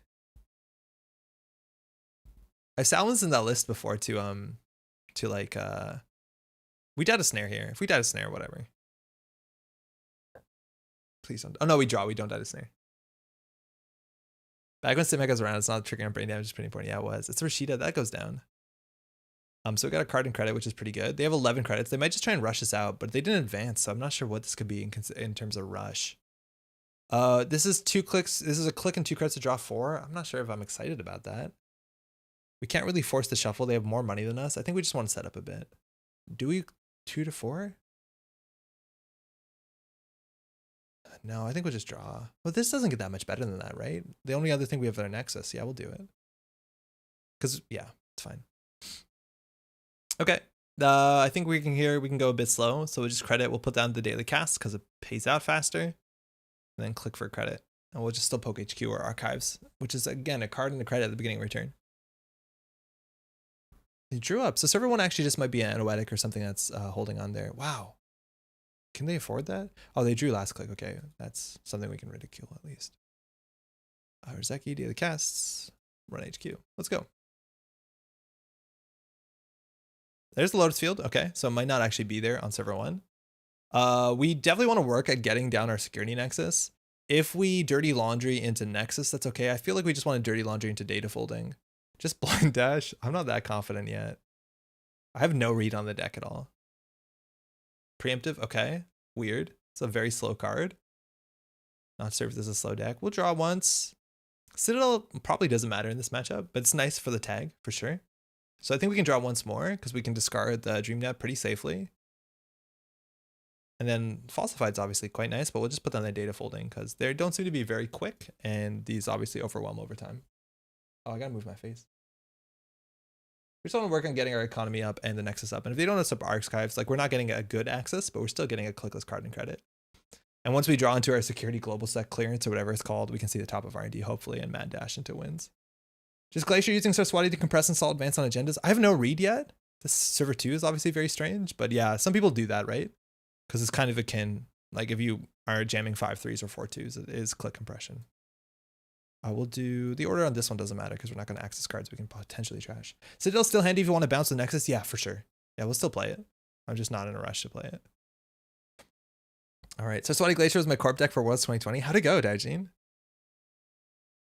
Back then, people were more like there was a time where people were like into Saraswati Glacier. It's not my thing. I don't want to blind falsify. We have Amakua too, which is going to be a really big deal. I'd rather draw into the Amakua.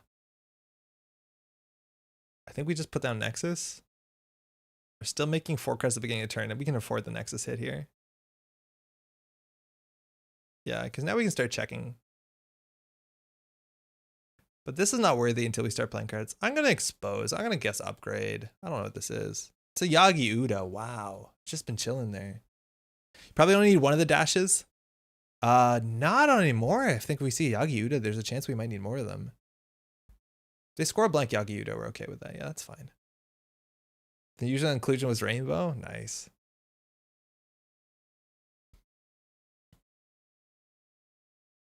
All right, let's discard something, which actually means we get an access, which is nice. I don't know what their list is now. It's really hard to read. The order is not that relevant. But we do want to find... Oh, well, we have to steal that. So now the Mad Dash is mattering. We have more money than them. I'd consider running HQ here. We have the Nexus. We also now have 3 links, so this is a bit better. We could White Hat first. I think we White Hat first, right? Because we don't have to pay credits for this, and then we can thin their hand. Yeah, White Hat first, Arzon. Yeah, I think that's right. So we don't have to boost this, so that we can get... Oh, wow.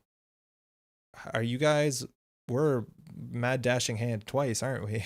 Yeah, hell yeah, we are. All right, set a message, that's fine. Global food, that's fine. Preemptive, they can keep that. Roughneck and shipment, we don't want to deal with. Actually, shipment we could have kept too. Double mad dash time, I think so.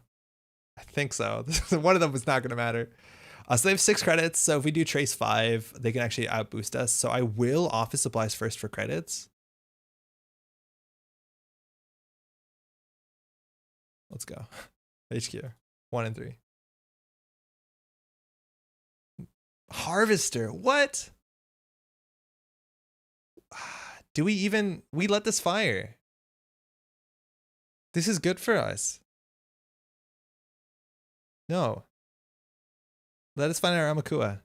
They're trying to mill us. Choose 1 card to discard? Okay. Well, looks like we're good to go. Oh, 3 cards to discard. Yeah, that's fine. I think I'm actually going to get rid of the pad tab. Do we need all our breakers? Probably not, honestly, but we only have 1 of each. My kind of ice. All right, if we hit a breaker here, oh, if we miss, okay, we got it. Okay, so now we can win on a single if we're really lucky. So they have 5 points. We just run. It's a 50-50 to win here. Milling deck, amazing. Yeah, that's all the problem inherently with milling is that if it's not working, it's definitely helping the runner. Cat mills, we can win this turn. Yeah, it's a 50-50 to win. Boost 2. Got it. Ah, that's not good. Oof, woof. That's rough. That's a rough flood. That's the power of White Hat. Oh, what was that remote? Like, I'm back. Apparently, this is as much as my brain will allow me to sleep before Worlds. Oh no, Cephalopod, try and get some more. If you can.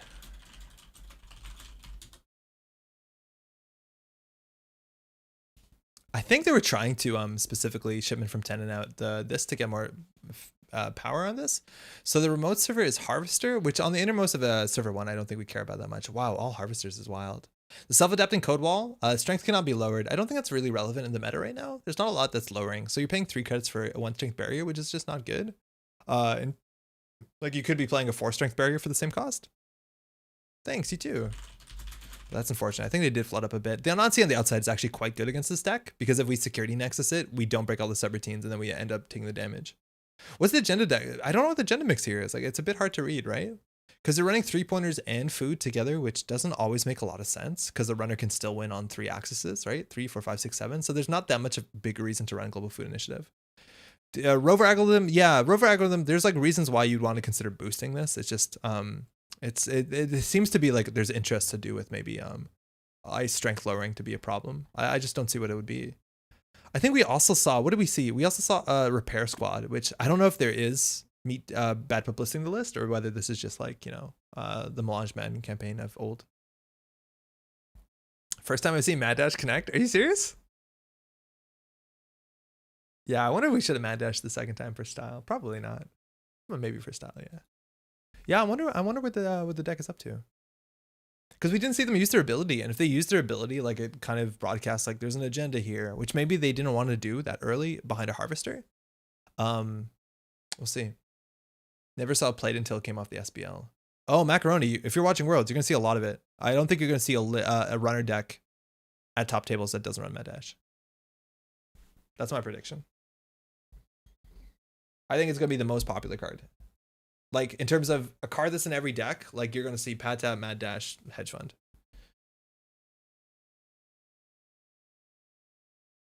All right, max 45. Cool thing about this list is, like, if you wait out for Max to mill her stuff out, it's sometimes okay. If you want to, like, Neurospike. Just sweating over his accidental cut. I've seen people play it since, yes, but it's never paid off for whatever reason. Yeah, some decks work with it better. Like, you need to work into it. Whether you have exposed, like, falsified credentials, whether you have things like Stargate to ensure that you're seeing agendas, whether you have things like Turning Wheel or Find the Truth. Doing well.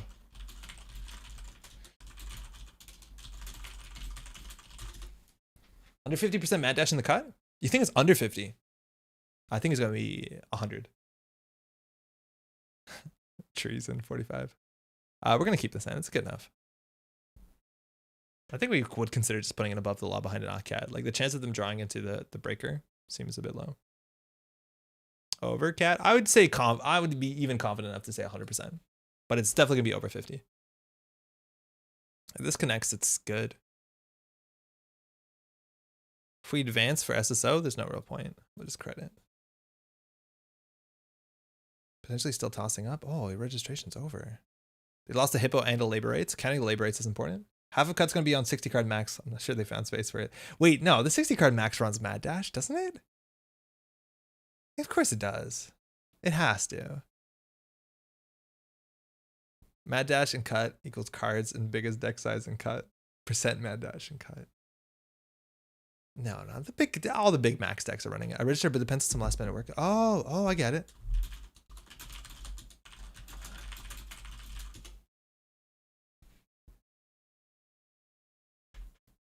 Yeah, it's always awkward if you never know you can do it. I guess you still get registration prizes if you pay the ticket. The ticket's like what, 15 bucks? 10 bucks? American?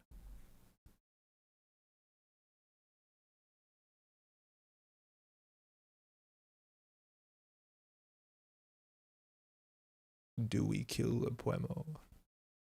Do we destroy a Puemo? This looks like the decklist of the week unchanged. There's side events too, yeah, that's true. But do you register for side events? Do we eat the paladin? Must she fall?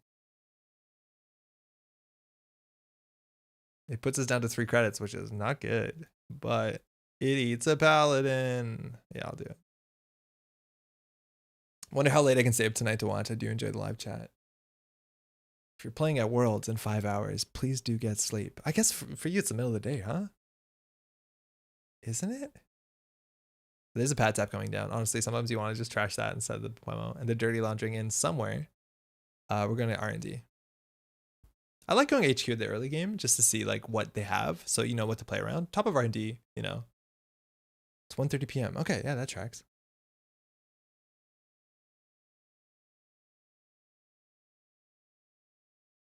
All right, we got the drone deployment, which they accessed, but they weren't able to steal. Now, this is not a face-up agenda, which is a problem.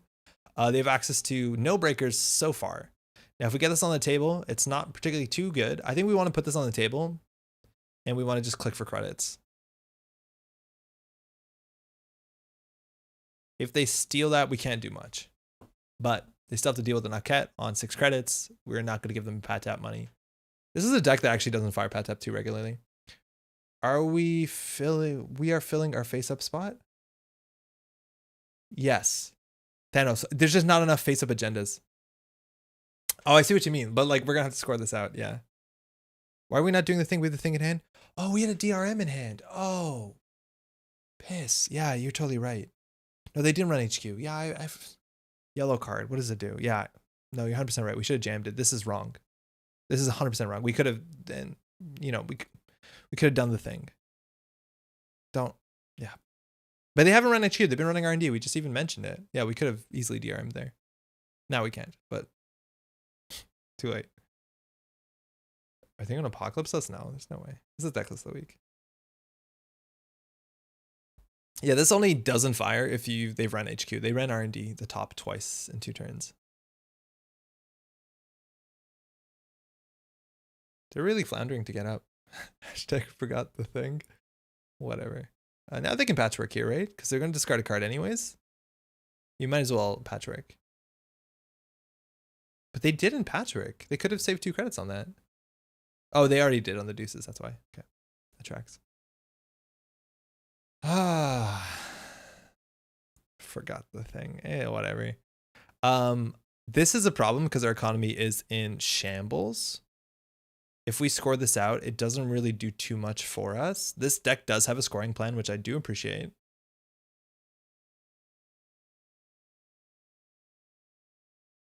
I don't know. Like, we're on 3 credits. What is anyone scared of here? We can't res Mouseless. We lost the Patep and the deuces. Do they have access to a paperclip yet? I didn't even check. No, not really. So they're going to have to hard cast it if they want to reach that cat. Or if they want to breach the Arquette this turn.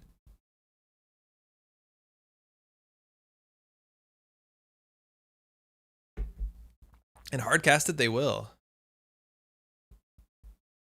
Man, whenever they play Patrick, oh, it's an Engolo, so they get through everything. Yeah, decklist of the week. This is actually quite. Oh, it's at 2 strength. No, it's not a 3 strength. But if they take this, they lose their Engolo, which honestly I think for us is it's an overall win. If we res this, we pay 3, so we're down at 0, and they break for 2, maybe 2 to 5. Oh, it's a mad dash. Yeah, that's a problem. Paperclip at sorcery speed. So if we res this, we pay 3, going down to 0. And they have to do 2 to paint. And then they could do 3. They probably give us the cat credit, so that's not great. So I don't think we're gonna res this. If we res it, we could dedication it, which is actually a thing. Yeah, okay, maybe. Yeah. Don't play 3-pointers, y'all. Let's see if they remember to do the gain of credit thing. The advancement is honestly interesting. I'll advance the Engolo. Oh, they broke all of it. Okay. So now they take the SDS, which means they have to trash the Engolo. So now they don't have an Engolo, which is the best thing we've got going for us. If DRM and double DECKLISTS works instead, I know. No, we totally threw it. If we double DRM, we would have been absolutely fine here. But I didn't, and now we're gonna lose. Yeah, I don't know. I think we should concede. But no, we still actually have it. We still have it next turn if they don't run HQ. But we need 3 credits, so I'm just gonna click 3. Whoredom's honestly, the deck only runs 2 Engolos. It's the only way it can deal with a Whoredom, so I kind of like the Whoredom. I do like Whoredom the remote though, but when are we gonna get 5 credits? I'm just doing this to dissuade them from running so we can potentially DRM in a turn. Yeah, but we'll be okay. Wormhole obviously is a problem. We can't res that. But now they win in a single agenda point, which means if we don't that's the problem. It's like if we install the thing and we double Dedi it, they can still take 8 damage and potentially win on the spot, right? Like that's the thing. They don't have to worry about punitive because they're on 4 agenda points, which is obviously the huge issue with playing a punitive list into a mad dash meta. So all they have to do is keep a lot of cards in hand, and then we don't have a play here. Yo, Elwin, how's it going? Thought I overslept. So I assume there's nearing the end of your stream. Yeah, we're getting quite close, actually. This is most likely our last game. Clip and bin, it's 9 damage. It is 3, 6. No, I think it's 8, right? Because the agenda is 2 and then it's 1 for every advancement. So it's 8 damage. Oh, if you advance the ice, it's 9 damage. They do have a paperclip in the bin. I don't. It'd be hard to imagine a world where that matters. Yeah, if they don't break it, which they eventually can't, but I can't triple advance this, can I? Watch us. Oh, sorry, watch us double advance it. Yeah, no, this is bad. They lost 9 Edwards Daily Cats. Like, I think at this point, the best thing we can do is wait until they literally don't have enough cards to do it. Is Oaktown not good enough in SSO? Bassman, how's it going? Oaktown is not amazing in SSO. I think some decks will run it, but because we're a punitive Neurospike list, we really want to run 3-pointers. But the biggest problem with that card is that it just 2 advancements just generally doesn't work beautifully with any of the advanceable ice. Almost all the advanceable ice in the game wants advancements. SSO has text sometimes. Yeah. You get a free advancement with CWP? Oh, oh, oh, SSOS text. Yeah, advancing that was the dumbest thing we could have done.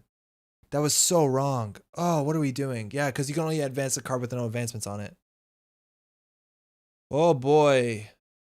That's okay. That's what we wanted. That's what the wormhole's for. Come on. You caught up with chat's line. Yeah, but that's the wormhole. God, you guys look really silly. We're gonna SSO the wormhole. You'll catch up in a bit, don't worry. Oh, heavens. Forgot the second thing. Whatever. It's 11:40. I'm fine. They lost the pad tab and overclock. They only have 14 cards left. Labor rates count? Some. This deck also runs Salams. Like if we draw Consulting, we'll just throw Salams out. Oh, Stargate. Okay, that's a problem. We're gonna hard cast this thing, I guess. We have to res a wormhole, we lose. Enjoy having money. I have a soft spot for SSO, the whole come in and get it style of deck. It's really quite bad right now with Mad Dash, let alone it needs just more face-up agendas. Get out. Don't hippo this. Don't Engolo it. Okay, come on in. Nothing to see. Forgot the second thing. Whatever. This thing is good. It's nice. They have access to paper clips. They threw out both their paper clips, honestly. If we just draw, we don't have our clock down, actually. I feel like our clock down seems really good in the meta right now. I think throwing out the punitive makes a lot of sense. Eric, don't even start, man. Losing, what was it? Old Hollywood? Yeah, they lost Old Hollywood. Mad Dash makes all these 3-5 decks such dog shit. Yeah, it really does. It very much does. And yet people are still going to play them at Worlds and probably do okay. Like you're going to see Asmari, you're going to see Acme, you're going to see all this. You're going to see all the, like, what's it called? System gateway stuff. Oh, they have it. Okay. Well, now we lose.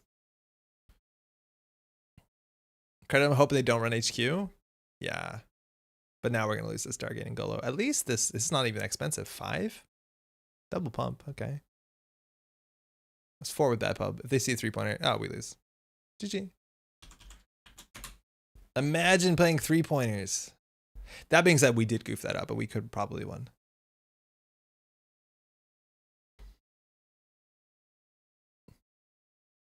Man, this is like Max deck has just been doing well. And like I don't think we played a deck on stream that like inherently runs our clock down or anything to really deal with it. Thanks, you too. In terms of what we could have drawn into, like if we got the Salams or Consulting, I think we'd have a play, but we just have to hold off and like not lose off of R&D off Stargate, which is really terrifying. Now we have 4 agendas left and 36 cards, so that Stargate wasn't likely to hit. So maybe, I don't know. And once they're down to like, you know, their last, they only had like 1 more max draw. Like at that point, you can like DRM out at dedication, double, triple advance, and they just can't deal with it, which would have been cool.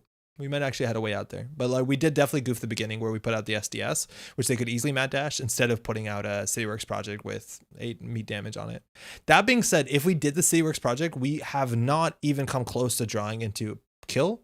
We would have to draw the Malapert, which would have taken us this many turns, which means we probably would not have kept it. So we'd have to score it out.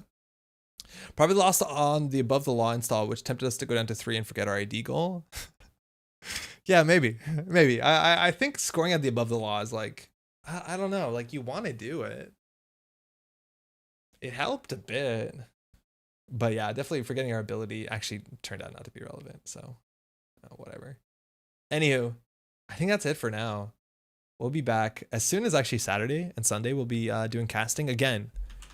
It's not here. It's all gonna be streamed on twitch.tv/Project Nisei. So go over there and go give them a follow. It'll give you a notification when they go live if you have push notifications on your phone or what have you. So do check that out. For everyone who is playing at Worlds, best of luck. Hope that you hit whatever goals you set out for yourself. Hope you have a great time. Hope you make new friends. There's a lot of different, this is really important for Worlds. I think it's really important at any event, especially an event like this where you might be stressed, to set out your standards or set out your expectations, excuse me. So if you want to go like X and 6, or you want to win half your games, you want to hit certain levels of prize support, you want to make a friend, you want to have a fun game, you want your deck to do the combo, whatever it is, I think it's always nice to put those expectations. I think you're gonna have a good time regardless. Make sure you hydrate. You're obviously at home, so hopefully, well, not obviously at home, but like you have a bit more freedom with that, getting food, hydrating, all that sort of stuff. So do keep that stuff in mind. It's obviously really important. That I think is it. I think that's it. Good luck to everyone. I'm gonna be so excited. Best wishes to your voice stamina. Make sure to heat up that tea. Yeah, no, I'm excited for that. I have tomorrow off, so I'm just gonna rest my voice, and then we'll be there hopefully Saturday and Sunday. Really excited. Excited to watch Worlds during work. Yeah, no, it's really fun to have Worlds like tomorrow. That's great. I'm so good. Not falling asleep on my keyboard is my primary goal. Yeah, hey, for all those out in Asia Pacific, do stay awake if you can. Make sure you don't wear your voice. Yeah, thank you. Enjoy. Good luck with the move too. Enjoy the new place.